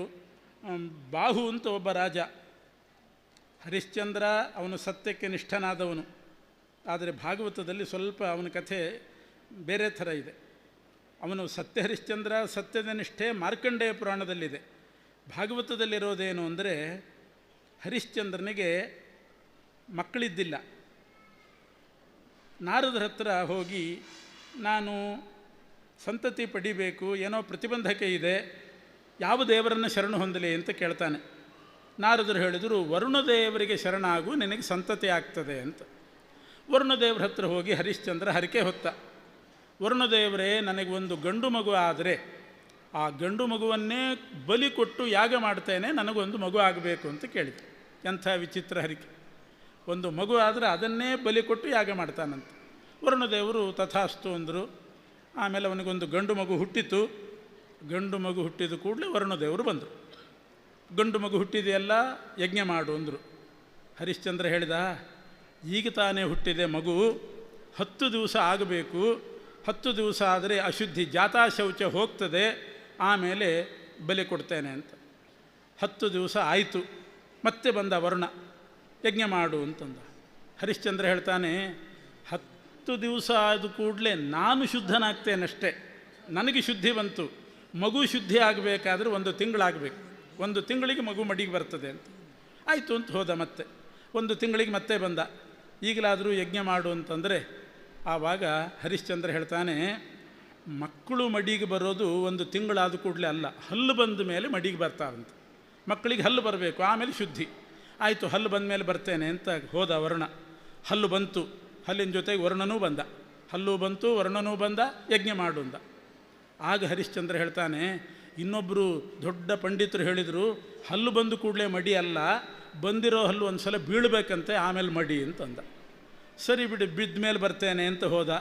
ಹಲ್ಲು ಬಿತ್ತು ಅಂತ ಆಯಿತು. ಮತ್ತೆ ಬಂದ ವರುಣ, ಯಜ್ಞ ಮಾಡು ಅಂತಂದರೆ ಹರಿಶ್ಚಂದ್ರ ಹೇಳ್ತಾನೆ, 2ನೇ ಸಲದ ಗಟ್ಟಿ ಹಲ್ಲು ಬಂದ ಮೇಲೆ ಮಡಿ ಅಂತೆ ಅಂತ. ಮತ್ತೆ ಅದಕ್ಕೆ ಇಂಟರ್ಪ್ರಿಟೇಷನ್ ಆಗಲಿ, 2ನೇ ಹಲ್ಲು ಬಂದ ಮೇಲೆ ಬರ್ತೇನೆ ಅಂತ. ಹೀಗೆ ಮುಂದೂಡ್ತಾ ಕೊನೆಗೆ ಮತ್ತೆ ವರುಣ ಬಂದಾಗ ಉಪನಯನ ಒಂದಾಗಿ ಬಿಡಲಿ, ಆಮೇಲೆ ಮದುವೆ ಬಲಿ ಕೊಡ್ತೇನೆ ಎಂದ. ಈ ರೀತಿ ಕಾಲವಂಚನೆ ಅಂತಾರೆ. ದೇವರಿಗೆ ಹರಿಕೆ ಹೊತ್ತ ಮೇಲೆ ನಾವು ಅದನ್ನು ತೀರಿಸಿಬಿಡಬೇಕು ಫಲ ಸಿಕ್ಕ ಕೂಡಲೇ. ಹರಿಶ್ಚಂದ್ರ ಕಾಲವಂಚನೆ ಮಾಡ್ತಾ ಹೋದ. ಕೊನೆಗೆ ಈ ಉಪನಯನ ಮಾಡಿಕೊಂಡಂಥ ಮಗ ರೋಹಿತ ಅವನೇ ದೇಶದಿಂದ ಪಲಾಯನ ಮಾಡಿಬಿಟ್ಟ. ನಾನು ಇದ್ರೆ ಒಂದಲ್ಲ ಒಂದು ದಿವಸ ಬಲಿ ಆಗ್ತೇನೆ ಅಂತ ಓಡಿ ಹೋದ. ಕೊನೆಗೆ ವರುಣನ ನಿಗ್ರಹದಿಂದ ಹರಿಶ್ಚಂದ್ರನಿಗೆ ಹೊಟ್ಟೆ ತುಂಬ ನೀರು ತುಂಬಿಕೊಂಡು ಒಂದು ವಿಚಿತ್ರ ರೋಗ ಬಂತಂತೆ. ಕೊನೆಗೆ ಆ ಮಗನೇ ಬಂದು ತನ್ನ ಪ್ರತಿನಿಧಿಯಾಗಿ ಶುನಶೇಪನನ್ನು ಕರ್ಕೊಂಡು ಬಂದು ಅವನನ್ನು ಪ್ರತ್ಯಾಮ್ನಾಯವಾಗಿ ಬಲಿ ಕೊಟ್ಟು ಯಾಗ ಮಾಡು, ನಿನ್ನ ರೋಗ ಹೋಗಲಿ ಅಂತ ಬಂದ. ಇವನ ಬದಲಿಗೆ ಬಂದಂಥ ಶುನಶೇಪ ವರುಣದೇವರನ್ನು ವೇದಮಂತ್ರಗಳಿಂದ ಸ್ತೋತ್ರ ಮಾಡ್ತಾನೆ. ಆಗ ವರುಣದೇವರು ಪ್ರಸನ್ನರಾಗಿ ಅವನನ್ನು ಉಳಿಸಿದರು, ರೋಹಿತನೂ ಉಳಿದ ಅಂತ ಕಥೆ. ಇದರಿಂದ ಏನು ತಿಳಿತದೆ ಅಂತಂದರೆ, ದೇವರಿಗೆ ಹರಿಕೆ ಹೊರತಾನೆ ಮನುಷ್ಯ. ಆಮೇಲೆ ಒಂದು ಗಾದೆ ಇದೆ, ಹರಿಕೆಗೆ 12 ವರ್ಷ ಅಂತ ಒಂದು ಗಾದೆ. ಹರಿಕೆ ತೀರಿಸಲಿಕ್ಕೆ 12 ವರ್ಷ ಟೈಮ್ ಇರ್ತದಂತೆ. ಆ ರೀತಿ ಮುಂದೆ ಹಾಕಬಾರ್ದು. ಅದನ್ನು ಸಾಧ್ಯವಾದಷ್ಟು ಬೇಗ ನಾವು ದೇವರಿಗೆ ಏನು ಹರಿಕೆ ಹೊತ್ತಿರ್ತೇವೆ, ದೇವರೇನು ಫಲ ಕೊಟ್ಟಿರ್ತಾನೆ, ಎಲ್ಲ ಇವತ್ತೇನು ಬದುಕಿರ್ತೇವೆ ಕ್ಷಣ ಕ್ಷಣ ದೇವರು ಫಲ ಕೊಟ್ಟೆ. ದೇವತಾ ಕಾರ್ಯವನ್ನು ವಿನಾಕಾರಣ ಮುಂದೂಡಬಾರ್ದು, ಕಾಲ ವಂಚನೆ ಮಾಡಬಾರ್ದು ಅನ್ನೋದಕ್ಕೆ ಹರಿಶ್ಚಂದ್ರನ ಕಥೆ ಹೇಳಿದ್ದಾರೆ. ಆ ವಂಶದಲ್ಲಿ ಬಂದ ಬಾಹುರಾಜ, ಇವನು ವ್ಯಸನಿ. ಬಾಹುರಾಜ ಅವನಿಗೆ ಎಲ್ಲ ವ್ಯಸನಗಳು ಸೇರಿಕೊಂಡಿತ್ತು. ಮದ್ಯವ್ಯಸನ, ದ್ಯೂತ ವ್ಯಸನ, ಮೃಗಯ ವ್ಯಸನ, ಬೇಟೆಯಾಡೋದು, ಮದ್ಯ ಕುಡಿಯೋದು, ಇಂಥ ವ್ಯಸನಗಳಿಂದಾಗಿ ಬೇರೆ ಬೇರೆ ಅಧಾರ್ಮಿಕರ ಸಹವಾಸ ಉಂಟಾಯಿತು. ಬಹಳಷ್ಟು ಮಂದಿ ಅಧಾರ್ಮಿಕರ ಸಂಘದಿಂದ ಇವನು ಸಂಪೂರ್ಣ ಧರ್ಮಭ್ರಷ್ಟನಾಗಿ ಪ್ರಜೆಗಳ ಕಡೆ ಲಕ್ಷ್ಯವೂ ಇಲ್ಲದೆ ಬರೀ ವ್ಯಸನದಲ್ಲಿ ಮುಳುಗಿಬಿಟ್ಟ. ಕೊನೆಗೆ ಎಲ್ಲ ಅಧಾರ್ಮಿಕರು ಸೇರಿ ಬಾಹುರಾಜನನ್ನು ಹೊರಗೆ ಹಾಕಿ ಒಂದೊಂದು ಭಾಗವನ್ನು ಅವರೇ ಆಕ್ರಮಣ ಮಾಡಿ ಕೂತ್ಬಿಟ್ರು. ಬರ್ಬರರು, ಯವನರು, ತಾಲಜಂಘರು, ಹೈಹಯರು ಅಂತ ಬೇರೆ ಬೇರೆ ವರ್ಗದವರು ಅವರೆಲ್ಲ ಸೇರಿ ಭೂಮಿಯನ್ನು ಹಂಚಿಕೊಂಡ್ರು, ಬಾಹುರಾಜನನ್ನು ಹೊರಗೆ ಹಾಕಿದರು. ವ್ಯಸನದಿಂದಾಗಿ ಪ್ರಜೆಗಳನ್ನೆಲ್ಲ ಎಂಥ ಮಾರ್ಗಕ್ಕೆ ಹಾಕಿಬಿಟ್ಟ. ಆಮೇಲೆ ಅವನ ಮೊದಲನೇ ಹೆಂಡತಿ ಗರ್ಭಿಣಿಯಾಗಿರ್ತಾಳೆ. ಅವಳಿಂದ ಸಗರ ಅನ್ನುವಂಥ ಚಕ್ರವರ್ತಿ ಹುಡ್ತಾನೆ. ಆ ಸಗರ ಚಕ್ರವರ್ತಿ ಔರ್ವ ಋಷಿಗಳ ಮಾರ್ಗದರ್ಶನದಲ್ಲಿ ಬೆಳೆದು ಧರ್ಮಿಷ್ಠನಾಗಿ ಮುಂದೆ ಈ ಎಲ್ಲ ಅಧಾರ್ಮಿಕರನ್ನು ಓಡಿಸಿ ತಾನು ಸಮಗ್ರ ಭೂಮಂಡಲವನ್ನು ಸಗರ ಚಕ್ರವರ್ತಿ ತಗೊಂಡ ಅಂತ ಉಂಟು. ಹೀಗೆ ವ್ಯಸನ ಒಂದು ಕುಟುಂಬದಲ್ಲಿ ಒಬ್ಬ ಯಜಮಾನ ವ್ಯಸನಕ್ಕೆ ಬಿದ್ದ ಅಂತಾದರೆ ಹೆಂಡತಿ ಮಕ್ಕಳು ಎಲ್ಲ ಬೀದಿ ಪಾಲಾಗುವ ಪ್ರಸಂಗ ಬರ್ತದೆ. ಬಾಹುರಾಜ ರಾಜನಾದಂಥವನು ಎಲ್ಲ ಪ್ರಜೆಗಳು ಕೂಡ ಯಾರಿಗೂ ಧರ್ಮ ಮಾಡಲಿಕ್ಕೆ ಅವಕಾಶ ಇಲ್ಲ, ಅಂಥ ಪ್ರಸಂಗ ತಂದುಬಿಟ್ರು. ಇವನ ವ್ಯಸನವನ್ನು ದುರುಪಯೋಗಪಡಿಸ್ಕೊಂಡು ಎಲ್ಲರೂ ಕೂಡ ಇವನನ್ನು ಹೊರಗೆ ಹಾಕಿದರು ದೇಶದಿಂದ, ತಾವು ತಗೊಂಡ್ರು. ಇಂಥ ಪ್ರಸಂಗ ಬರಬಾರ್ದು ಅನ್ನೋದಕ್ಕೆ ಬಾಹು, ಸಗರ, ಗಂಗೆಯನ್ನು ಇಳಿಸಿದಂಥ ಭಗೀರಥ ಒಬ್ಬ ತನ್ನ ಒಂದು ಪೂರ್ವಿಕರಿಗೋಸ್ಕರವಾಗಿ ಗಂಗೆಯನ್ನು ಇಳಿಸಿದ. ಇಡೀ ಜಗತ್ತಿಗೆ ಉಪಯೋಗ ಆಗ್ತಾಯಿದೆ, ಇಡೀ ಜಗತ್ತಿಗೆ ಉಪಕಾರ. ಅಂಥ ಭಗೀರಥನ ಚರಿತ್ರೆ. ಅದೇ ವಂಶದಲ್ಲಿ ಬಂದಿರತಕ್ಕಂಥ ಶ್ರೀರಾಮನ ಚರಿತ್ರೆ ಹೇಳ್ತಾರೆ. ರಾಮಾಯಣ 24,000 ಶ್ಲೋಕದ ರಾಮಾಯಣದಲ್ಲಿ ಬಂದಿರತಕ್ಕಂಥದ್ದು ರಾಮನ ಕಥೆ. ಒಂದು ಶ್ಲೋಕದಲ್ಲಿ ಇಲ್ಲಿ ಹೇಳಿದ್ದಾರೆ, ರಾಮ ಅವನು ತೋರಿಸಿದ ಆದರ್ಶ ಗುರುವರ್ಥೇ ತ್ಯಕ್ತ ರಾಜ್ಯ. ರಾಮನ ಆದರ್ಶ ಏನು ಅಂತಂದರೆ ತ್ಯಾಗದ ಆದರ್ಶ. ತಂದೆಗೆ ಅಪಕೀರ್ತಿ ಬರಬಾರ್ದು ಅಂತ ಹೇಳಿ ತಾನು 14 ವರ್ಷ ಕಾಡಿಗೆ ಬಂದವನು. ಬಹಳ ಎಂಥ ಪ್ರಸಂಗ. ರಾಮ ಸೀತೆಯರು ಎಷ್ಟು ಅನ್ಯೋನ್ಯವಾಗಿದ್ದರು. ಆ ರೀತಿ ಅಂಥವರಿಬ್ಬರೂ ಕೂಡ, ಸೀತೆಯೂ ಕೂಡ ರಾಮನನ್ನು ಅನುಸರಿಸಿ ಕಾಡಿಗೆ ಬಂದಳು. ದುರಂತ ಏನಾಯಿತು? ಸೀತಾಪಹರಣ ಆಗೋಯಿತು. ಸೀತಾಪಹರಣ, ಲಂಕೆಯಲ್ಲಿ ಸೀತೆ ಬಂಧಿತಳಾಗಿದ್ದಾಳೆ. ಆವಾಗ ಆ ಸೀತೆಯ ಮನೋಭಾವವನ್ನು ಒಬ್ಬ ದಾಸರು ವರ್ಣನೆ ಮಾಡ್ತಾರೆ.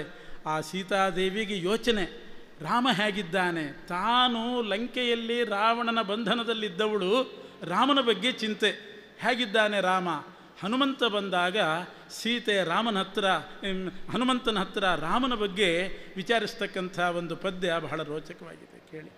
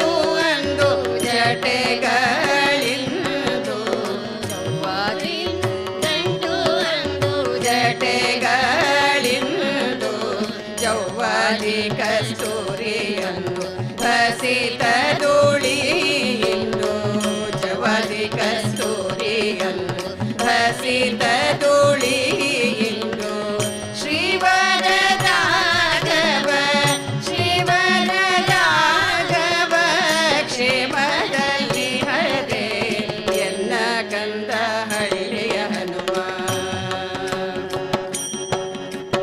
ಕನಕರಥಗಳನ್ನು ಕಾಲು ನಡಿಗೆ ಇಂದು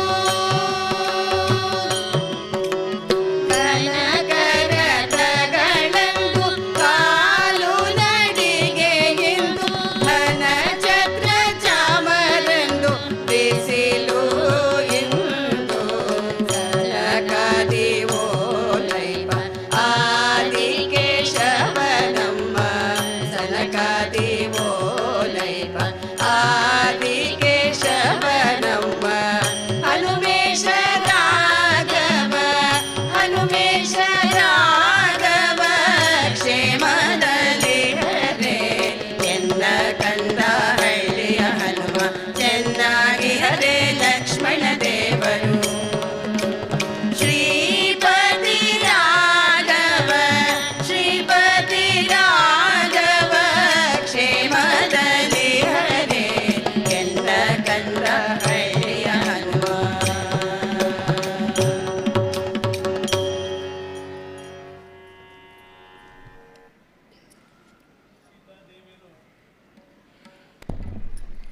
ಸೀತಾದೇವಿ ತಾವು ಲಂಕೆಯಲ್ಲಿ ಬಂಧಿತರಾಗಿದ್ದರೂ ಕೂಡ ರಾಮ ಲಕ್ಷ್ಮಣರ ಬಗ್ಗೆ ಚಿಂತೆ. ಅವತ್ತು ರಾಜ್ಯದಲ್ಲಿದ್ದಾಗ ರಾಮ ತುಪ್ಪ ಪಂಚಾಮೃತ ಅಂದು, ಅಡವಿ ಗಡ್ಡೆಗಳು ಇಂದು. ತುಪ್ಪ ಪಂಚಾಮೃತ ಸ್ವೀಕಾರ ಮಾಡಿಕೊಂಡಿದ್ದವನು ಇವತ್ತು ಅಡವೆ ಗಡ್ಡೆಗಳನ್ನು ತಿಂದುಕೊಂಡಿದ್ದಾನೆ. ಕನಕ ರಥಗಳೆಲ್ಲ ಅಂದು, ಕಾಲು ನಡಿಗೆ ಇಂದು. ಘನಛತ್ರ ಚಾಮರ ಅಂದು, ಬಿಸಿಲು ಇಂದು. ಯಾವ ಪರಿಸ್ಥಿತಿ ಬಂದಿದೆ ರಾಮನಿಗೆ ಲಕ್ಷ್ಮಣನಿಗೆ. ಕ್ಷೇಮವಾಗಿ ಹರೇ ಲಕ್ಷ್ಮಣ ದೇವರು. ಶ್ರೀಪತಿ ರಾಘವ ಚೆನ್ನಾಗಿದ್ದಾರೋ. ಸೀತಾದೇವಿಗೆ ಇಂಥ ಚಿಂತೆ ಬಹಳ ಚೆನ್ನಾಗಿ ಚಿತ್ರಣ ಮಾಡ್ತಾರೆ. ಇದೆಲ್ಲ ನಮಗೆ ಆದರ್ಶ. ಹೇಗಿತ್ತು, ನಾನಿಷ್ಟು ಕಷ್ಟದಲ್ಲಿದ್ದೀನಿ ಹೋಗಿ ಹೇಳು ಹನುಮ ಅಂತ ಅನ್ನಲಿಲ್ಲ. ಎನ್ನ ಕಂದ ಹಳ್ಳಿಯ ಹನುಮ ಕ್ಷೇಮದಲ್ಲಿ ಹರೇ ಲಕ್ಷ್ಮಣ ದೇವರು. ಅದನ್ನೆಲ್ಲ ನೆನೆಸ್ಕೊಂಡು ಹೇಳ್ತಾ ಇದ್ದಾಳೆ. ಹೀಗೆ ಸೂರ್ಯವಂಶದ ರಾಜರ ಚರಿತ್ರೆಗಳಿವೆಲ್ಲ. ಚಂದ್ರವಂಶ ಅಂತಂದರೆ ಪರಮಾತ್ಮನ ಮಕ್ಕಳು ಬ್ರಹ್ಮದೇವರು, ಬ್ರಹ್ಮದೇವರ ಮಗ ಅತ್ರಿ ಋಷಿಗಳು, ಅತ್ರಿ ಋಷಿಗಳ ಮಗ ಚಂದ್ರ, ಚಂದ್ರನ ಮಗ ಬುಧ, ಬುಧನ ಮಗ ಪುರೂರವ, ಪುರೂರವನ ಮಗ ಆಯುರಾಜ, ಆಯುರಾಜನ ಮಗ ನಹುಷ, ನಹುಷನ ಮಗ ಯಯಾತಿ, ಮಹಾಕೀರ್ತಿವಂತ ರಾಜ ಯಯಾತಿ. ಯಯಾತಿಗೆ 5 ಜನ ಮಕ್ಕಳು. ಹಿರಿಯ ಮಗನೇ ಯದು ಮಹಾರಾಜ. ಆ ಯದು ವಂಶದಲ್ಲೇ ಕೃಷ್ಣಾವತಾರ ಆಗಿರೋದು. ಕೊನೆಯ ಮಗ ಪೂರು ವಂಶದಲ್ಲಿ ಪಾಂಡವರೆಲ್ಲ ಬಂದಿರತಕ್ಕಂಥದ್ದು. ಹೀಗೆ ಯದುವಂಶದ ಯಯಾತಿಯಿಂದ 2 ಕವಲು. ಯದುವಂಶದಲ್ಲಿ ಕೃಷ್ಣನಾದರೆ ಪೂರ್ವವಂಶದಲ್ಲಿ ಬಂದವರು ಇವರೆಲ್ಲ. ಪೂರ್ವವಂಶ ಬಹಳ ದೊಡ್ಡ ವಂಶ. ಪೂರ್ವರಾಜನಿಗೆ ಅವನ ವಂಶದಲ್ಲಿ ಕುರು ಅಂತ ಒಬ್ಬ ಮಹಾರಾಜ ಬಂದ. ಇವತ್ತು ಕುರುಕ್ಷೇತ್ರ ಅಂತ ನಾವು ಬಹಳ ಕೇಳ್ತಿದ್ದೇವೆ. ಕುರುಕ್ಷೇತ್ರ ಅಂತಂದರೆ ಕುರುವಿನಿಂದ ಪ್ರಸಿದ್ಧವಾದ ಕ್ಷೇತ್ರವೇ ಕುರುಕ್ಷೇತ್ರ. ಕುರು ನಿರ್ಮಾಣ ಮಾಡಿದ ಕ್ಷೇತ್ರ ಕುರುಕ್ಷೇತ್ರ. ಕುರು ಅಂದರೆ ಆ ಪೂರ್ವವಂಶದಲ್ಲಿ ಬಂದ ಒಬ್ಬ ರಾಜ. ಅಲ್ಲಿಯವರೆಗೆ ಕುರು ಮಹಾರಾಜನವರೆಗೆ ಎಲ್ಲರೂ ಕೂಡ ಚಂದ್ರವಂಶದವರು ಪ್ರಯಾಗವನ್ನು ರಾಜಧಾನಿ ಮಾಡಿಕೊಂಡಿದ್ದರಂತೆ. ಇವತ್ತಿನ ಅಲಹಾಬಾದು ಪ್ರಯಾಗ ಅದು ರಾಜಧಾನಿಯಾಗಿತ್ತು. ಕುರು ಮಹಾರಾಜ ಪ್ರಯಾಗದಲ್ಲಿ ಆಳುವಾಗ ಒಂದು ಸಲ ಯೋಚನೆ ಮಾಡಿದ, ಬರಗಾಲ ಬಂದಿದೆ, ಎಲ್ಲ ಕಡೆ ಬರಗಾಲ ಬಂದಿದೆ, ನಾನು ಜವಾಬ್ದಾರಿ ಏನು ಮಾಡೋದು, ಬರಗಾಲ ಪರಿಹಾರ ಮಾಡಬೇಕು ಅಂತ ಕುರು ಮಹಾರಾಜ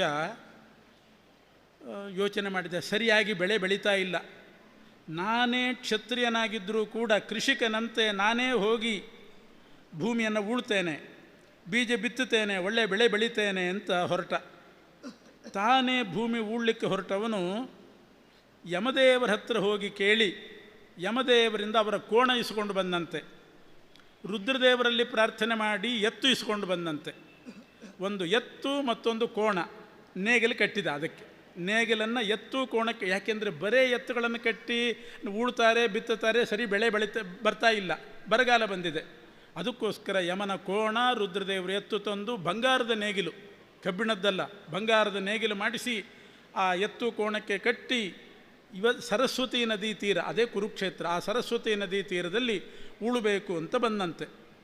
ಇದು ಭಾಗವತದಲ್ಲಿಲ್ಲ ಈ ಕಥೆ, ವಾಮನ ಪುರಾಣದಲ್ಲಿದೆ, ಸ್ವಾರಸ್ಯವಾಗಿದೆ ಕುರು ಮಹಾರಾಜನ ಕಥೆ. ಅಲ್ಲಿ ಉಳ್ಲಿಕ್ಕೆ ಬಂದಾಗ ಪರಮಾತ್ಮನೇ ಬಂದ. ಭಗವಂತ ಬಂದು ಕೇಳ್ತಾನೆ, ಕುರು ಮಹಾರಾಜ, ಚಂದ್ರವಂಶದ ದೊಡ್ಡ ರಾಜ ನೀನು, ಏನು ಮಾಡಲಿಕ್ಕೆ ಹೊರಟಿದ್ದಿ? ನೀನೇ ಬಾರ್ಕೋಲು ಹೆಗಲಿಗೆ ಹಾಕ್ಕೊಂಡು ನೇಗಿಲು ಹಿಡ್ಕೊಂಡು ಉಳ್ಲಿಕ್ಕೆ ಬಂದಿದ್ದೀಯಲ್ಲ. ಕುರು ಹೇಳ್ತಾನೆ, ಏನು ಮಾಡಲಿ, ಬರಗಾಲ ಬಂದಿದೆ, ಸರಿಯಾಗಿ ಬೆಳೆ ಬೆಳೀತಾ ಇಲ್ಲ, ಅದಕ್ಕೆ ನಾನೇ ಉಳ್ತೇನೆ ಎಂದ.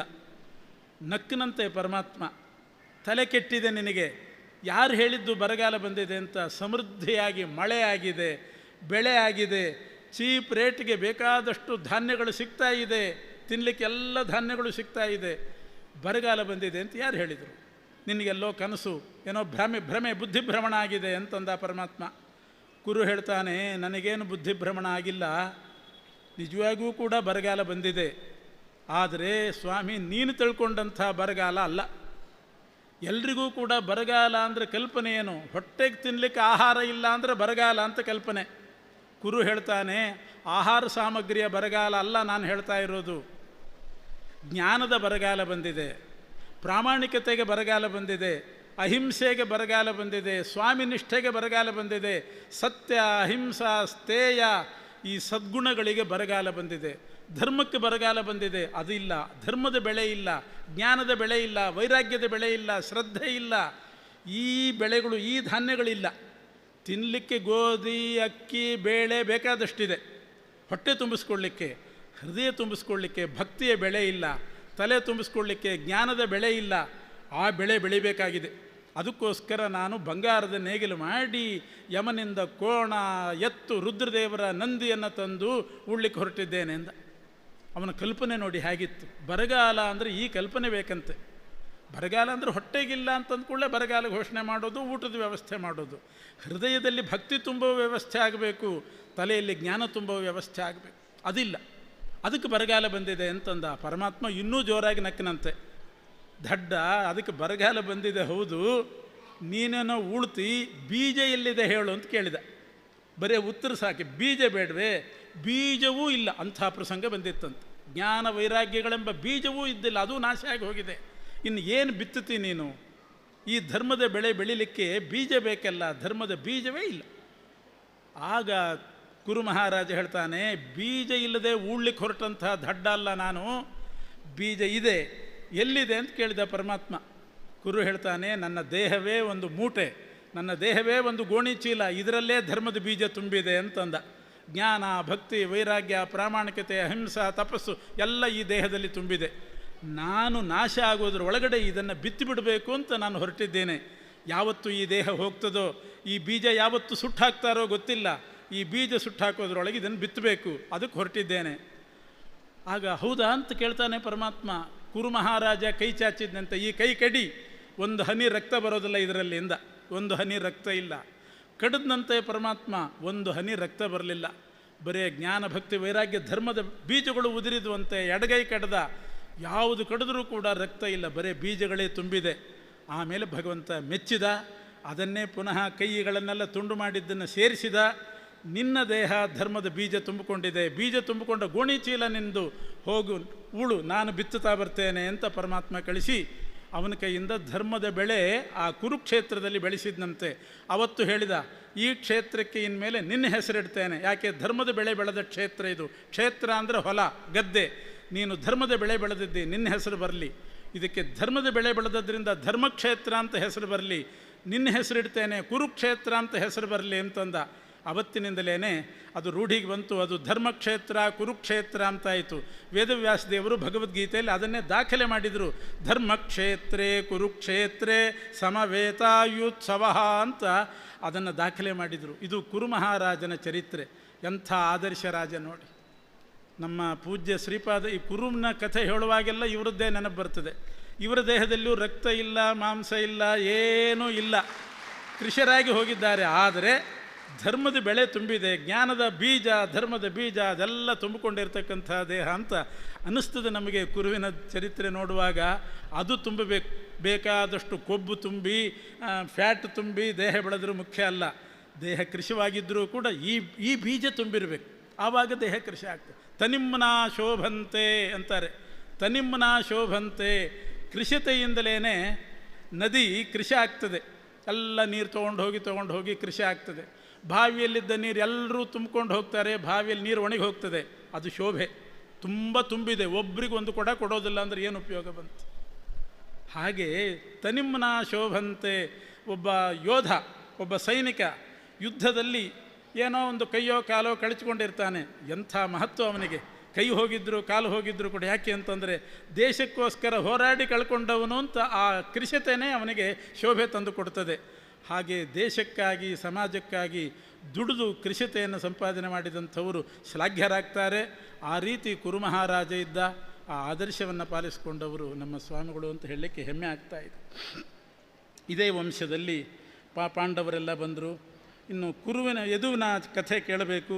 ಯದೋರ್ವಂಶಂ ನರಶ್ರುತ್ವ ಸರ್ವ ಪಾಪೈ ಪ್ರಮುಚ್ಯತೆ. ಯದುವಂಶದಲ್ಲಿ ಅವತಾರ ಮಾಡಿದವನು ಶ್ರೀಕೃಷ್ಣ. ಕೃಷ್ಣ ಅವತಾರ ಮಾಡಿದ್ದು ಬಹಳ ದಿವ್ಯವಾದ ಸಂದೇಶ ಇದೆ. ಪಂಡಿತಾಚಾರ್ಯರು ಕೃಷ್ಣನ ಕಥೆ ಸಂಗ್ರಹ ಮಾಡಿ ಮಣಿಮಂಜರಿ ಅಂತ ಒಂದು ಸಣ್ಣ ಕಾವ್ಯದಲ್ಲಿ ಅದನ್ನು ತೋರಿಸ್ತಾರೆ. ಅದರಲ್ಲಿ ಒಂದು ಮಾತು ಬರೀತಾರೆ ಪಂಡಿತಾಚಾರ್ಯ. ಕೃಷ್ಣ ತೋರಿಸಿದ ಒಂದೊಂದು ಲೀಲೆಯೂ ಕೂಡ ಲೀಲಾಭಿ ಭಾವಗರ್ಭಾಭಿ ಜನಮಾನಂದಯನ್ ಬಭೌ. ಒಂದು ಸೂಚನೆ ಕೊಡ್ತಾರೆ.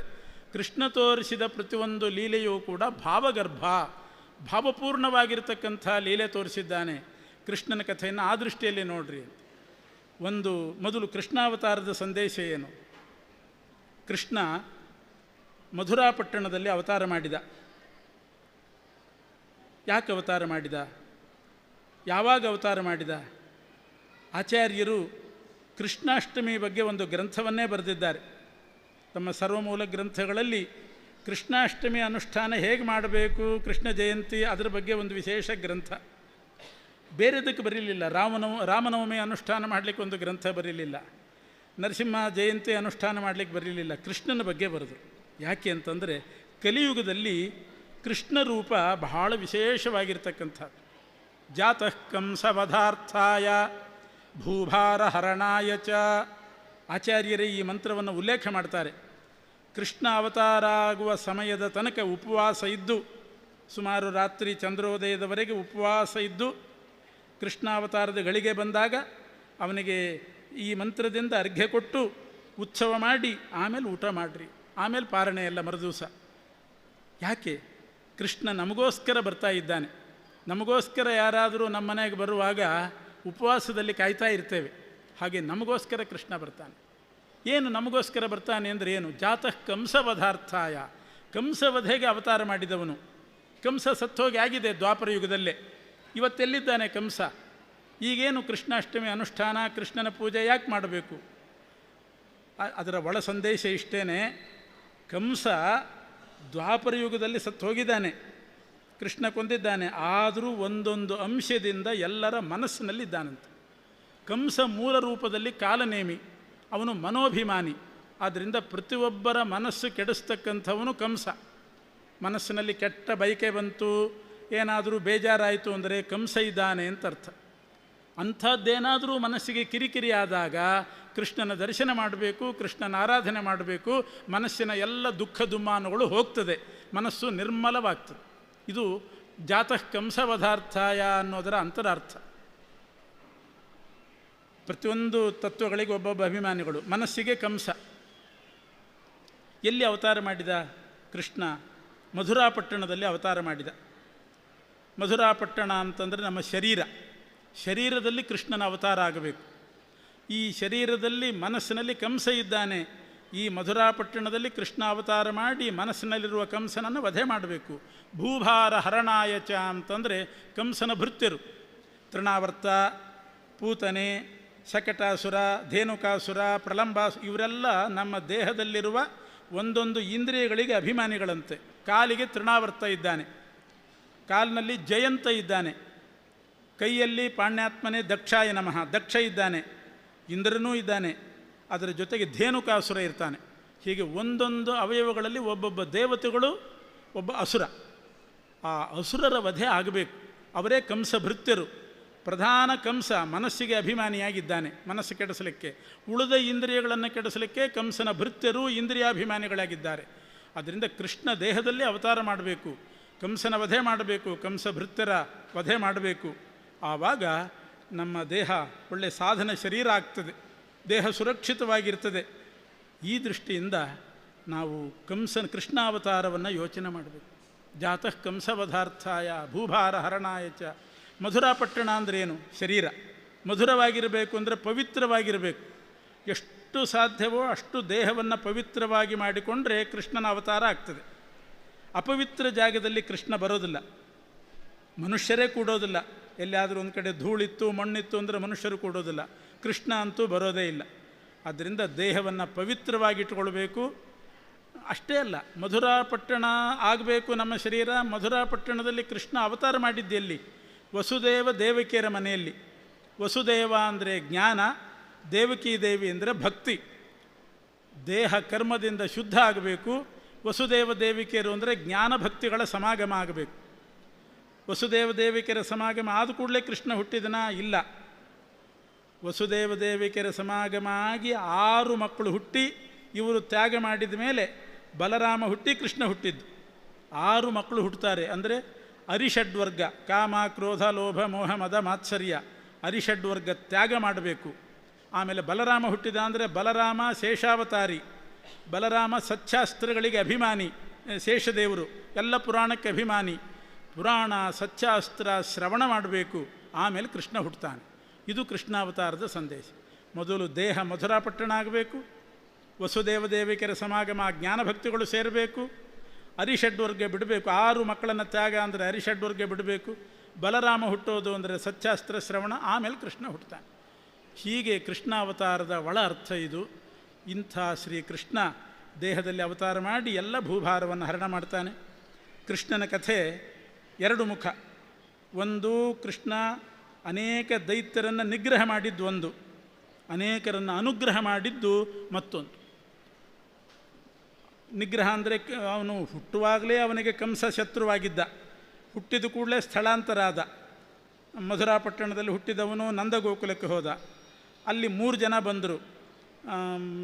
ಪೂತನೆ, ಸಕಟಾಸುರ, ತೃಣಾವರ್ತ. ಆ ಕಷ್ಟವನ್ನು ಪರಿಹಾರ ಮಾಡಿದ, ತಾನೂ ಮಾಡಿಕೊಂಡು. ಅದಕ್ಕೆ ಕೃಷ್ಣ ಕೃಷ್ಣ ಕೃಷ್ಣ ಅಂತ ಹೇಳಿದರೆ ಕಷ್ಟ ಪರಿಹಾರ ಅಂತೆ. ಎಷ್ಟು ಕಷ್ಟ ಕೃಷ್ಣನಿಗೆ ಬಂದಿತ್ತು, ಲೀಲಾಜಾಲವಾಗಿ ಪರಿಹಾರ ಮಾಡಿಕೊಂಡಿದ್ದಾನೆ. ಆಮೇಲೆ ವೃಂದಾವನಕ್ಕೆ ಬಂದ. ವೃಂದಾವನದಲ್ಲಿ ಮತ್ತೆ ಕಂಸನ ಭೃತ್ಯರು ಬೆನ್ನು ಹತ್ತಿದರು.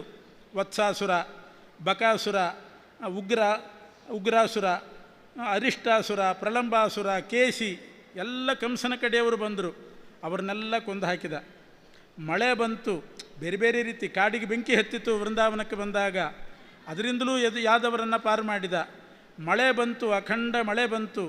ಗೋವರ್ಧನ ಗಿರಿಯನ್ನೆತ್ತಿ ಆ ಎಲ್ಲರನ್ನೂ ಕೂಡ ಅದರ ಕೆಳಗಡೆ ಸಂರಕ್ಷಣೆ ಮಾಡಿದ್ದಾನೆ ಶ್ರೀಕೃಷ್ಣ. ಬಹಳ ವಿಶೇಷವಾಗಿರ್ತಕ್ಕಂಥ ಕಾರ್ಯ. 7 ವರ್ಷದ ಬಾಲಕ ಗೋವರ್ಧನ ಪರ್ವತವನ್ನು ಎತ್ತಿ ಅದರ ಕೆಳಗಡೆ ನಂದಗೋಕುಲದ ಎಲ್ಲ ಪ್ರಜೆಗಳನ್ನು ಸಂರಕ್ಷಣೆ ಮಾಡಿದ್ದು, ಅದನ್ನು ವಿಶೇಷವಾಗಿ ದಾಸರು ಕೊಂಡಾಡ್ತಿದ್ದಾರೆ. ಆಮೇಲೆ ಗೋವಿಂದ ಪಟ್ಟಾಭಿಷೇಕ ಅಂತ ಇಂದ್ರನೇ ಬಂದು, ಅವನೇ ಮಳೆ ಸುರಿಸಿದ್ದು, ತಾನೇ ಬಂದು ಗೋವಿಂದ ನಾಮ ಕೀರ್ತನೆ ಮಾಡಿ ಆ ಮಳೆ ಅಖಂಡ ಮಳೆ 7 ದಿವಸದವರೆಗೆ ಅತಿವೃಷ್ಟಿ, ಎಷ್ಟು ಪ್ರವಾಹ ಎಲ್ಲ ನಾಶ ಆಗುವಂತೆ ಇತ್ತು. ಕೃಷ್ಣ ಸಂರಕ್ಷಣೆ ಮಾಡಿದ. ಆದರೆ ಆ ಅಪರಾಧ ಪರಿಹಾರ ಮಾಡಿಕೊಂಡದ್ದು ಗೋವಿಂದ ನಾಮ ಕೀರ್ತನದಿಂದ. ಗೋವಿಂದ ಪಟ್ಟಾಭಿಷೇಕ ಅಂತ ಅದಕ್ಕೆ ಹೆಸರು. ಗೋವಿಂದ ನಾಮ ಚ ಪಠನ್ ಸ್ವಕೃತಾಘ ಶಾಂತಿ ಅಂತ ವಾದಿರಾಜರು ಹೇಳ್ತಾರೆ. ಇಂದ್ರ ಏನು ಮಳೆ ಸುರಿಸಿ ನಂದಗೋಕುಲ ನಾಶ ಆಗಬೇಕು ಅಂತ ಹೊರಟಿದ್ದ, ಆ ಪಾಪ ಪರಿಹಾರ ಮಾಡಿಕೊಂಡದ್ದು ಗೋವಿಂದ ನಾಮ ಕೀರ್ತನೆಯಿಂದ. ಕೃಷ್ಣನ ನಾಮಗಳು ಅನಂತ ನಾಮ ಇದೆ. ಅದರಲ್ಲಿ ಬಹಳ ಮುಖ್ಯವಾದ ನಾಮ ಗೋವಿಂದ ನಾಮ. 3 ನಾಮ ಮುಖ್ಯ: ಅಚ್ಯುತ, ಅನಂತ, ಗೋವಿಂದ. ಅದರಲ್ಲಿಯೂ ಕೊನೆಯದಾದಂಥ ಗೋವಿಂದ ನಾಮ ಬಹಳ ಮುಖ್ಯವಾದ್ದು. ಅದರಿಂದ ಎಲ್ಲ ಸಂದರ್ಭದಲ್ಲಿಯೂ ಗೋವಿಂದ ನಾಮ ಕೀರ್ತನೆ ಮಾಡೋದು ಜಾಸ್ತಿ. ರಥ ಎಳೆಯುವಾಗಲೂ ಗೋವಿಂದ ಅನ್ನೇ ಗೋವಿಂದ ಅಂತಾರೆ. ಊಟಕ್ಕೆ ಕೂಡುವಾಗಲೂ ಗೋವಿಂದ ಹಾಕೋದು, ಏಳುವಾಗ ಒಂದು ಸಲ ಗೋವಿಂದ, ಏನಾದರೂ ಸಾಮಾನು ಕಳೆದು ಹೋದರೂ ಗೋವಿಂದ ಅಂತಲೇ ಅಂತಾರೆ. ಅಂತೂ ಗೋವಿಂದ ನಾಮ ಸಂಕೀರ್ತನೆ ಬಹಳ ವಿಶೇಷ. ಅದನ್ನು ಕೇಳಿ ಇವತ್ತಿನ ಪ್ರವಚನ ಮುಕ್ತಾಯ ಆಗ್ತಾ ಇದೆ. ನಾಳೆ ಶ್ರೀಕೃಷ್ಣ ಮಾಡಿದ ಅನುಗ್ರಹ ಏನು ಅನ್ನೋದನ್ನು ನಾನು ತಿಳಿಸ್ತೇನೆ. ಗೋವಿಂದ ನಮೋ ಗೋವಿಂದ ನಮೋ ಗೋವಿಂದ ನಾರಾಯಣ ಗೋವರ್ಧನ ಗಿರಿಯ ನೆತ್ತಿದ ಗೋವಿಂದ ನಮ್ಮ ರಕ್ಷಿಸೋ ಗೋವಿಂದ ನಮ್ಮ ರಕ್ಷಿಸೋ ಪಂಚವಾರಲು ಮಡಲಿ ಬಾರಳು ಕಂಚು ಕನ್ನಡಿ ಬಾರದು ಸಂಚಿತಾಟದ ದ್ರವ್ಯ ಬಾರಲು ಮುಂಚೆ ಮಾಡಿರಿ ಧರ್ಮವ ಮುಂಚೆ ಮಾಡಿರಿ ಧರ್ಮವ ಅರ್ಥವ್ಯಾಧಿಗೆ ಪುತ್ರವ್ಯಾಧಿಗೆ ಮಿತ್ರ ಬಾಂಧವರಾರಿಗೆ ಕರ್ತೃಯ ಮನೋರು ಎಳೆದು ಒಯ್ಯುವಾಗ ಅರ್ಥಪುತ್ರರು ಕಾಯ್ವರೆ ಅರ್ಥಪುತ್ರರು ಕಾಯ್ವರೆ ತಂದು ಬಂದರೆ ತನ್ನ ಪುರುಷಗೆ ಹಸಿದು ಬಳಲಿದೆಯವರು ಒಂದು ದಿನದಲ್ಲಿ ತಾರದಿದ್ದರೆ ಅಂದಿನಾಯಗಿ ಮೊಗಳ್ಬಳು ಅಂದಿನಾಯಗಿ ಮೊಗಳ್ಬಳು ಪ್ರಾಣದೊಲ್ಲವೇ ತನ್ನ ಪುರುಷನ ಕಾಣದೆ ನಿಲ್ಲಲಾರಳು ಪ್ರಾಣ ಹೋಗಲು ಮುಟ್ಟಲಂಜುವಳು ಜಾಣೆ ಕರೆದರೆ ಬಾರಳು ಜಾಣೆ ಕರೆದರೆ ಬಾರಳು ಒಡವೆ ಆಸೆಗೆ ಒಡಲ ಕೀರ್ತಿಗೆ ಮಡಲಿ ಬೆನ್ನಲಿ ಬಾವಳು ಜಡಿದು ಯಮನರು ಎಳೆದು ಒಯ್ಯುವಾಗ ಹುಡುಗಿ ಬೀದಿತು ನಾಲಿಗೆ ಹುಡುಗಿ ಬೀದಿತು ನಾಲಿಗೆ ಹಲವು ಯೋನಿಗಳಲ್ಲಿ ತಿರುಗಿ ತೊಡಲಿ ಹಂಗಿಗರಾದೆನೋ ಮಲದ ಮೂತ್ರದ ಮಜ್ಜಧಾಮ ಆಲಯಕ್ಕೆ ಅರಸಾದೆನೋ ಆಲಯಕ್ಕೆ ಅರಸಾದೆನೋ ದಿಟ್ಟತನದಲ್ಲಿ ಪಟ್ಟವಾಳ್ತನ ಮೆಟ್ಟಿ ದೂಡಿದ ಪಾರವ ಮೂರ್ತಿ ಭಜಿಸಿರೋ ದಿಟ್ಟ ಪುರಂದರ ವಿಠಲೇಶನ ಪಾರವ ವಿಠಲೇಶನ ಪಾರವ ಗೋವಿಂದ ನಮೋ ಗೋವಿಂದ ನಮೋ ಗೋವಿಂದ ನಾರಾಯಣ ಗೋವರ್ಧನ ಗಿರಿಯ ನೆತ್ತಿದ ಗೋವಿಂದ ನಮ್ಮ ರಕ್ಷಿಸೋ ಗೋವಿಂದ ನಮ್ಮ ರಕ್ಷಿಸೋ ಗೋವಿಂದ ನಮ್ಮ ರಕ್ಷಿಸೋ.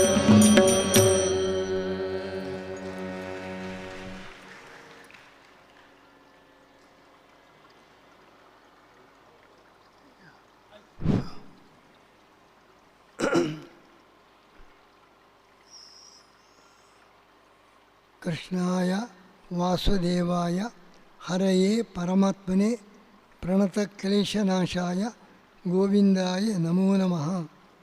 ಯತ್ರ ಯೋಗೇಶ್ವರ ಕೃಷ್ಣ ಯತ್ರ ಪಾರ್ಥೋ ಧನುರ್ಧರಃ ತತ್ರ ಶ್ರೀ ವಿಜಯೋ ಭೂತಿ ಧ್ರುವ ನೀತಿರ್ಮತಿರ್ಮಮ. ಗೀತಾ ಜಯಂತಿಯ ಪವಿತ್ರ ದಿನದಲ್ಲಿ ಭಾಗವತ ಪ್ರವಚನದಲ್ಲಿ ಇವತ್ತು ಕೃಷ್ಣಾವತಾರದ ಕಥೆಯೇ ಇವತ್ತು ಬಂದಿದೆ. ಕೃಷ್ಣನ ಅವತಾರ ಮಾಡಿದ ಆ ಘನ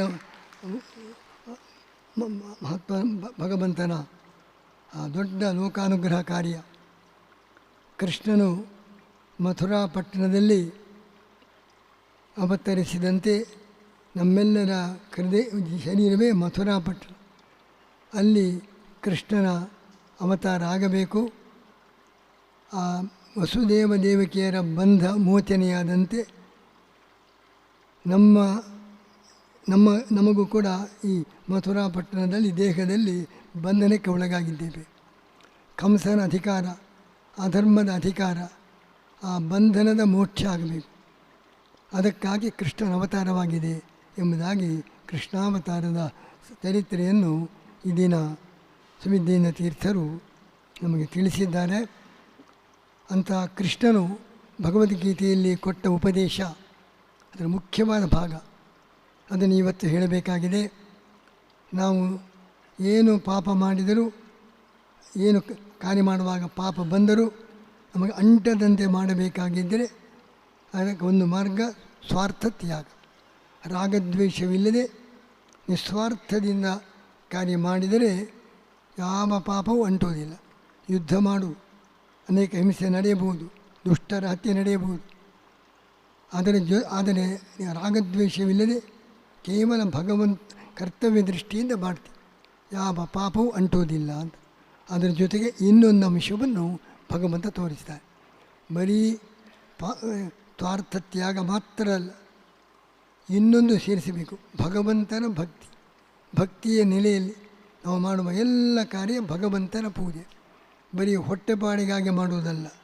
ನಾವು ಮಾಡುವ ಕೃಷಿ ಇರಬಹುದು, ವ್ಯಾಪಾರ ಇರಬಹುದು, ಸರ್ಕಾರಿ ಉದ್ಯೋಗ ಇರಬಹುದು, ಏನು ಮಾಡಿದರೂ ಕೂಡ ಒಂದು ಕಡೆ ನಿಸ್ವಾರ್ಥತನ, ಪ್ರಾಮಾಣಿಕತನ, ಇನ್ನೊಂದು ಕಡೆ ಇದು ಭಗವಂತನ ಪೂಜೆ, ಭಗವಂತನ ಸೇವೆ. ಈ ಎರಡು ಭಾವನೆ ಇದ್ದರೆ ಭಗವಂತನ ಪೂಜೆ ಎಂಬ ದೃಷ್ಟಿಯಿಂದ ಮಾಡಿದಾಗ ಅಲ್ಲಿ ಯಾವ ಥರದ ಭ್ರಷ್ಟಾಚಾರಕ್ಕೂ ಅವಕಾಶ ಆಗುವುದಿಲ್ಲ. ಸ್ವಾರ್ಥಕ್ಕೋಸ್ಕರ ಮಾಡುವಾಗ ಅಲ್ಲಿ ಭ್ರಷ್ಟಾಚಾರ. ಸ್ವಾರ್ಥವಿಲ್ಲದೆ ಭಗವಂತನ ಪೂಜೆ ಎಂಬ ಭಕ್ತಿಯ ನೆಲೆಯಲ್ಲಿ ಮಾಡಿದಾಗ ಅಲ್ಲಿ ಪಾಪಕ್ಕೆ ಅವಕಾಶವೇ ಆಗುವುದಿಲ್ಲ ಎಂಬುದಾಗಿ ನಮ್ಮ ಜೀವನ ಅದೊಂದು ಯಜ್ಞವಾಗಬೇಕು, ಭಗವಂತನ ಪೂಜೆಯಾಗಬೇಕು. ಪರಮಾತ್ಮನ ಸೇವಾ ಭಾವನೆಯಿಂದ, ಭಕ್ತಿಯಿಂದ ನಾವು ಮಾಡುವ ಉದ್ಯೋಗ, ವ್ಯಾಪಾರ, ಕೃಷಿ ಇದೆಲ್ಲವೂ ಕೂಡ ಭಗವಂತನ ಪೂಜೆ. ಇದರಿಂದ ಲೋಕಕ್ಕೆ ಕಲ್ಯಾಣ ಆಗಬೇಕು, ಭಗವಂತನಿಗೆ ಪ್ರೀತಿ ಆಗಬೇಕು. ಭಗವಂತನಿಗೆ ಪ್ರೀತಿ ಆಗಬೇಕೆಂಬ ದೃಷ್ಟಿಯಿಂದ ಮಾಡಿದಾಗ ಅಲ್ಲಿ ಮೋಸ, ವಂಚನೆ, ಭ್ರಷ್ಟಾಚಾರಕ್ಕೆ ಅವಕಾಶವೇ ಆಗುವುದಿಲ್ಲ. ಭ್ರಷ್ಟಾಚಾರದ ನಿವಾರಣೆಗೆ ಕೃಷ್ಣ ನೀಡಿದ ಈ ಸಂದೇಶ, ನೀವು ಮಾಡುವ ಎಲ್ಲ ಕಾರ್ಯ ಭಗವಂತನ ಪೂಜೆ ಎಂಬುದಾಗಿ ಭಕ್ತಿಯ ನೆಲೆಯಲ್ಲಿ ಮಾಡಿ, ಸ್ವಾರ್ಥ, ರಾಗದ್ವೇಷ, ದುರಾಶೆ ಇಲ್ಲದೆ ಭಗವಂತನ ಪೂಜೆ ಎಂಬ ದೃಷ್ಟಿಯಿಂದ ಮಾಡುವಾಗ ಅಲ್ಲಿ ಯಾವ ಥರದ ಭ್ರಷ್ಟಾಚಾರಕ್ಕೂ ಅವಕಾಶ ಇಲ್ಲ. ಭ್ರಷ್ಟಾಚಾರ ಮುಕ್ತ ರಾಷ್ಟ್ರ ನಿರ್ಮಾಣವಾಗಬೇಕಾಗಿದ್ದರೆ ಭಗವದ್ಗೀತೆಯ ಸಂದೇಶವೇ ಅದಕ್ಕೆ ಮುಖ್ಯವಾದ ಸ್ಫೂರ್ತಿ ಎಂಬುದನ್ನು ಕೃಷ್ಣ ಹೇಳ್ತಾ ಇದ್ದಾನೆ. ಭಕ್ತಿ ನಮ್ಮ ಜೀವನದಲ್ಲಿ ಒಮ್ಮೆ ವಾಲಿ ಸುಗ್ರೀವರಿಗೆ ಜಗಳ ಪರಿಹಾರ. ಆ ಸಂದರ್ಭದಲ್ಲಿ ಸುಗ್ರೀವ ರಾಮನಿಗೆ ಶರಣಾಗತನಾದ. ವಾಲಿಯನ್ನು ಕರೆ, ಯುದ್ಧ ಮಾಡುವುದು. ಯುದ್ಧಕ್ಕೆ ವಾಲಿಯನ್ನು ಕರೆದ. ವಾಲಿ ಬಂದ, ಸುಗ್ರೀವನ್ನು ಸರಿಯಾಗಿ ಹೊಡೆದ. ತಪ್ಪಿಸಿಕೊಂಡು ಬರಲಿಕ್ಕೆ ಕಷ್ಟವಾಯಿತು. ರಾಮನಲ್ಲಿ ಕೇಳ್ತಾನೆ, ಯಾಕೆ ಮೋಸ ಮಾಡಿದಿ? ವಾಲಿಯನ್ನು ಕೊಲ್ಲುತ್ತೇನೆ ಅಂತ ಧೈರ್ಯ ಕೊಟ್ಟು ನನ್ನನ್ನು ಕಳಿಸಿದಿ. ವಾಲಿ ನನ್ನನ್ನು ಹೊಡೆದಾಗ ನನಗೆ ಸರಿ ಪೆಟ್ಟು ಮುಷ್ಟಿಯಿಂದ ಹೊಡಿತಾ ಇದ್ದಾಗ ಸುಮ್ಮನೆ ಮೂಕ ಪ್ರೇಕ್ಷಕನಾಗಿ ನೋಡಿ ನನ್ನ ರಕ್ಷಣೆ ಯಾಕೆ ಧಾವಿಸಿ ಬರಲಿಲ್ಲ? ಸುಗ್ರೀವನ ಆಕ್ಷೇಪ. ರಾಮ ಹೇಳ್ತಾನೆ, ನೀವೆಲ್ಲ ಅಣ್ಣ ತಮ್ಮಂದಿರು ಒಂದೇ ರೀತಿ ಇದ್ದೀರಿ. ಯಾರು ವಾಲಿ, ಯಾರು ಸುಗ್ರೀವ ಗುರುತೇ ಸಿಗಲಿಲ್ಲ. ವಾಲಿ ಅಂತ ಭಾವಿಸಿ ನಿನಗೆ ಬಾಣ ಬಿಟ್ಟಿದ್ದರೆ ನಿನ್ನ ಗತಿಯೇನು? ಅದಕ್ಕಾಗಿ ನಾನು ಸುಮ್ಮನೆ ಇರಬೇಕಾಯಿತು, ಬಾಣ ಪ್ರಯೋಗ ಮಾಡಲಿಲ್ಲ. ಮುಂದೇನು ಮಾಡೋದು? ನಿನ್ನ ಗುರುತು ಸಿಗುವಂತೆ ಏನಾದರೂ ಹನುಮಂತನಿಂದ ಒಂದು ಮಾಲೆಯನ್ನು ಹಾಕಿಸಿದ ಸುಗ್ರೀವನಿಗೆ. ಈ ಮಾಲೆ ಧರಿಸಿಕೊಂಡು ವಾಲಿಯನ್ನು ಕರೆ. ಯುದ್ಧ ಮಾಡಿದಾಗ ಯಾರು ವಾಲಿ, ಯಾರು ಸುಗ್ರೀವ, ಆ ಮಾಲೆಯ ಮುಖಾಂತರ ಸುಗ್ರೀವನನ್ನು ಗುರುತಿಸಿ ನಾನು ವಾಲಿಗೆ ಬಾಣ ಪ್ರಯೋಗ ಮಾಡ್ತೇನೆ, ನಿನ್ನ ಗುರುತು ಸಿಗುವಂಥ ಒಂದು ಮಾಲೆಯನ್ನು ಧರಿಸಿಕೊಂಡು ವಾಲಿಯನ್ನು ಕರೆಯಿದೆ. ಹಾಗೆ ಕರೆದ ಶ್ರೀರಾಮ ವಾಲಿಗೆ ಸರಿಯಾಗಿ ಬಾಣ ಪ್ರಯೋಗ ಮಾಡಿ ಸುಗ್ರೀವನನ್ನು ಪಾರು ಮಾಡಿದ. ಈ ಕಥೆ ಇವತ್ತಿಗೂ ಪ್ರಸ್ತುತ. ನಾವೆಲ್ಲರೂ ಕೂಡ ವಾಲಿ ಸುಗ್ರೀವರಂತೆ ಜಗಳಾಡ್ತಲೇ ಇದ್ದೇವೆ. ಭಗವಂತ ನಮ್ಮ ರಕ್ಷಣೆಗೆ ಬರುವುದೇ ಇಲ್ಲ. ದೇವರಿಗೂ ನಮ್ಮ ಗುರುತೇ ಸಿಗುವುದಿಲ್ಲ. ಯಾರು ಸುಗ್ರೀವ, ಯಾರು ವಾಲಿ ದೇವರಿಗೆ ನಮ್ಮ ಗುರುತೇ ಸಿಗುವುದಿಲ್ಲ. ನಮ್ಮ ಗುರುತು ಸಿಗುವಂತೆ ನಾವು ಒಂದು ಮಾಲೆ ಧರಿಸಬೇಕು. ಅದು ಯಾರು ಕೊಟ್ಟ ಮಾಲೆ? ಹನುಮಂತನು ಕೊಟ್ಟ ಮಾಲೆ. ಅದನ್ನು ಧರಿಸಬೇಕು. ಅದು ಯಾವ ಮಾಲೆ? ಭಕ್ತಿ ಮಾಲೆ. ಅದನ್ನು ಧರಿಸಿ ಬಂದರೆ ದೇವರಿಗೆ ನಮ್ಮ ಗುರುತು ಸಿಗ್ತದೆ. ಆ ಹನುಮಂತನೇ ಆಚಾರ್ಯ ಮಧ್ವರಾಗಿ ಅವತರಿಸಿದ್ದಾರೆ. ಮಧ್ವರು ಕೊಟ್ಟ ಭಕ್ತಿ ಮಾಲೆಯನ್ನು ಧರಿಸಿದರೆ ಆಗ ನಮ್ಮ ರಕ್ಷಣೆಗೆ ಭಗವಂತ ನೇರವಾಗಿ ಬರ್ತಾರೆ. ಅಂಥ ಭಕ್ತಿಯ ನೆಲೆಯಲ್ಲಿ ನಾವೇನು ಕಾರ್ಯ ಮಾಡಿದರೂ ಭಕ್ತಿಯ ನೆಲೆಯಲ್ಲಿ ಮಾಡಿ, ಇದು ಪರಮಾತ್ಮನ ಪೂಜೆ ಎಂಬ ಭಾವನೆಯಿಂದ ಮಾಡಿದಾಗ ಯಾವ ಕೆಟ್ಟ ವ್ಯವಹಾರವೂ ನಡೆಯಬೇಕು. ಇದು ನಮ್ಮ ದೇಶದಲ್ಲಿ ಉತ್ತಮ ಜೀವನ ನಮ್ಮದಾಗಬೇಕಾಗಿದೆ. ನಮ್ಮ ಪ್ರತಿಯೊಂದು ವ್ಯವಹಾರ, ಲೌಕಿಕ ವ್ಯವಹಾರ, ಜೀವನದ ವ್ಯವಹಾರ ಎಲ್ಲವೂ ಕೂಡ ರಾಜಕೀಯ ಇರಲಿ, ಪ್ರತಿಯೊಂದಿರಲಿ ಭಕ್ತಿಯ ನೆಲೆಯಲ್ಲಿ ನಡೆದಾಗ ಯಾವ ಅನ್ಯಾಯ ವಂಚನೆಗೆ ಅವಕಾಶ ಆಗುವುದಿಲ್ಲ. ಅಂಥ ಭಕ್ತಿ, ಅದರಿಂದ ನಮ್ಮ ಎಲ್ಲ ನೀವು ಮಾಡುವ ಪ್ರತಿಯೊಂದು ಕೆಲಸ ಯಜ್ಞ ಆಗ್ತದೆ. ಕೃಷಿ ಅದು ಒಂದು ಯಜ್ಞವೇ.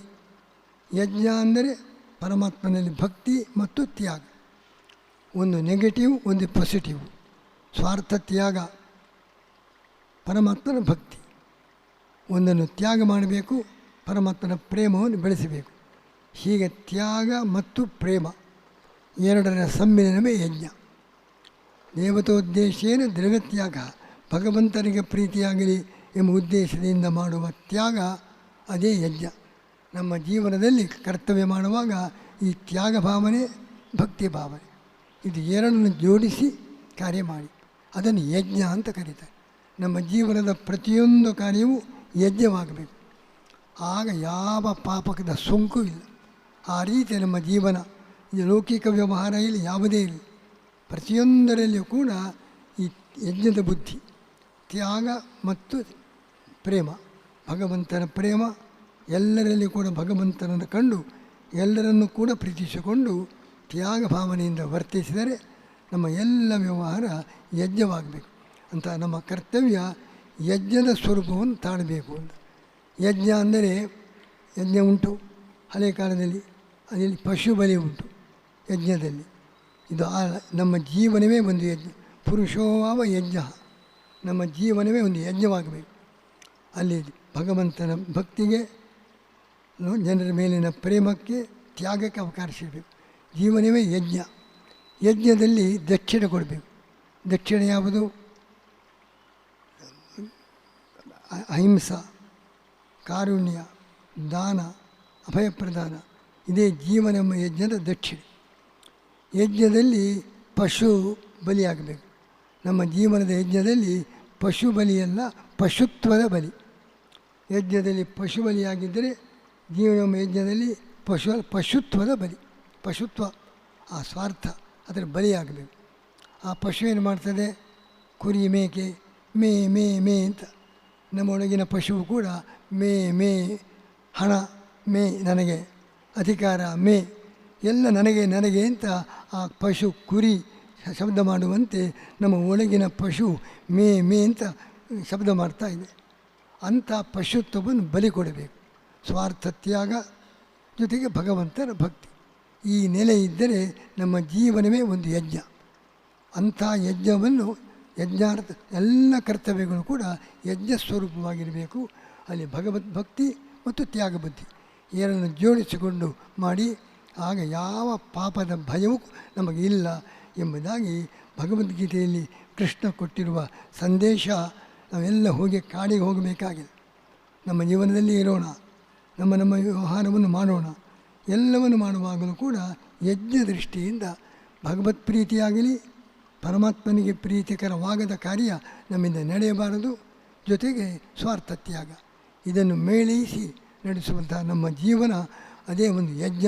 ಅಂಥ ಯಜ್ಞವನ್ನು ನಡೆಸಿ ನಮ್ಮೆಲ್ಲ ನಮ್ಮ ಜೀವನವೇ ಯಜ್ಞವಾಗಲಿ ಎಂಬಂಥ ದೊಡ್ಡ ಸಂದೇಶವನ್ನು ಭಗವದ್ಗೀತೆಯ ಮುಖಾಂತರ ಕೃಷ್ಣ ನೀಡಿದ್ದಾನೆ ಎಂಬಲ್ಲಿಗೆ ಇವತ್ತಿನ ಪ್ರವಚನವನ್ನು ಮುಕ್ತಾಯಗೊಳಿಸ್ತಾ ಇದ್ದೀನಿ.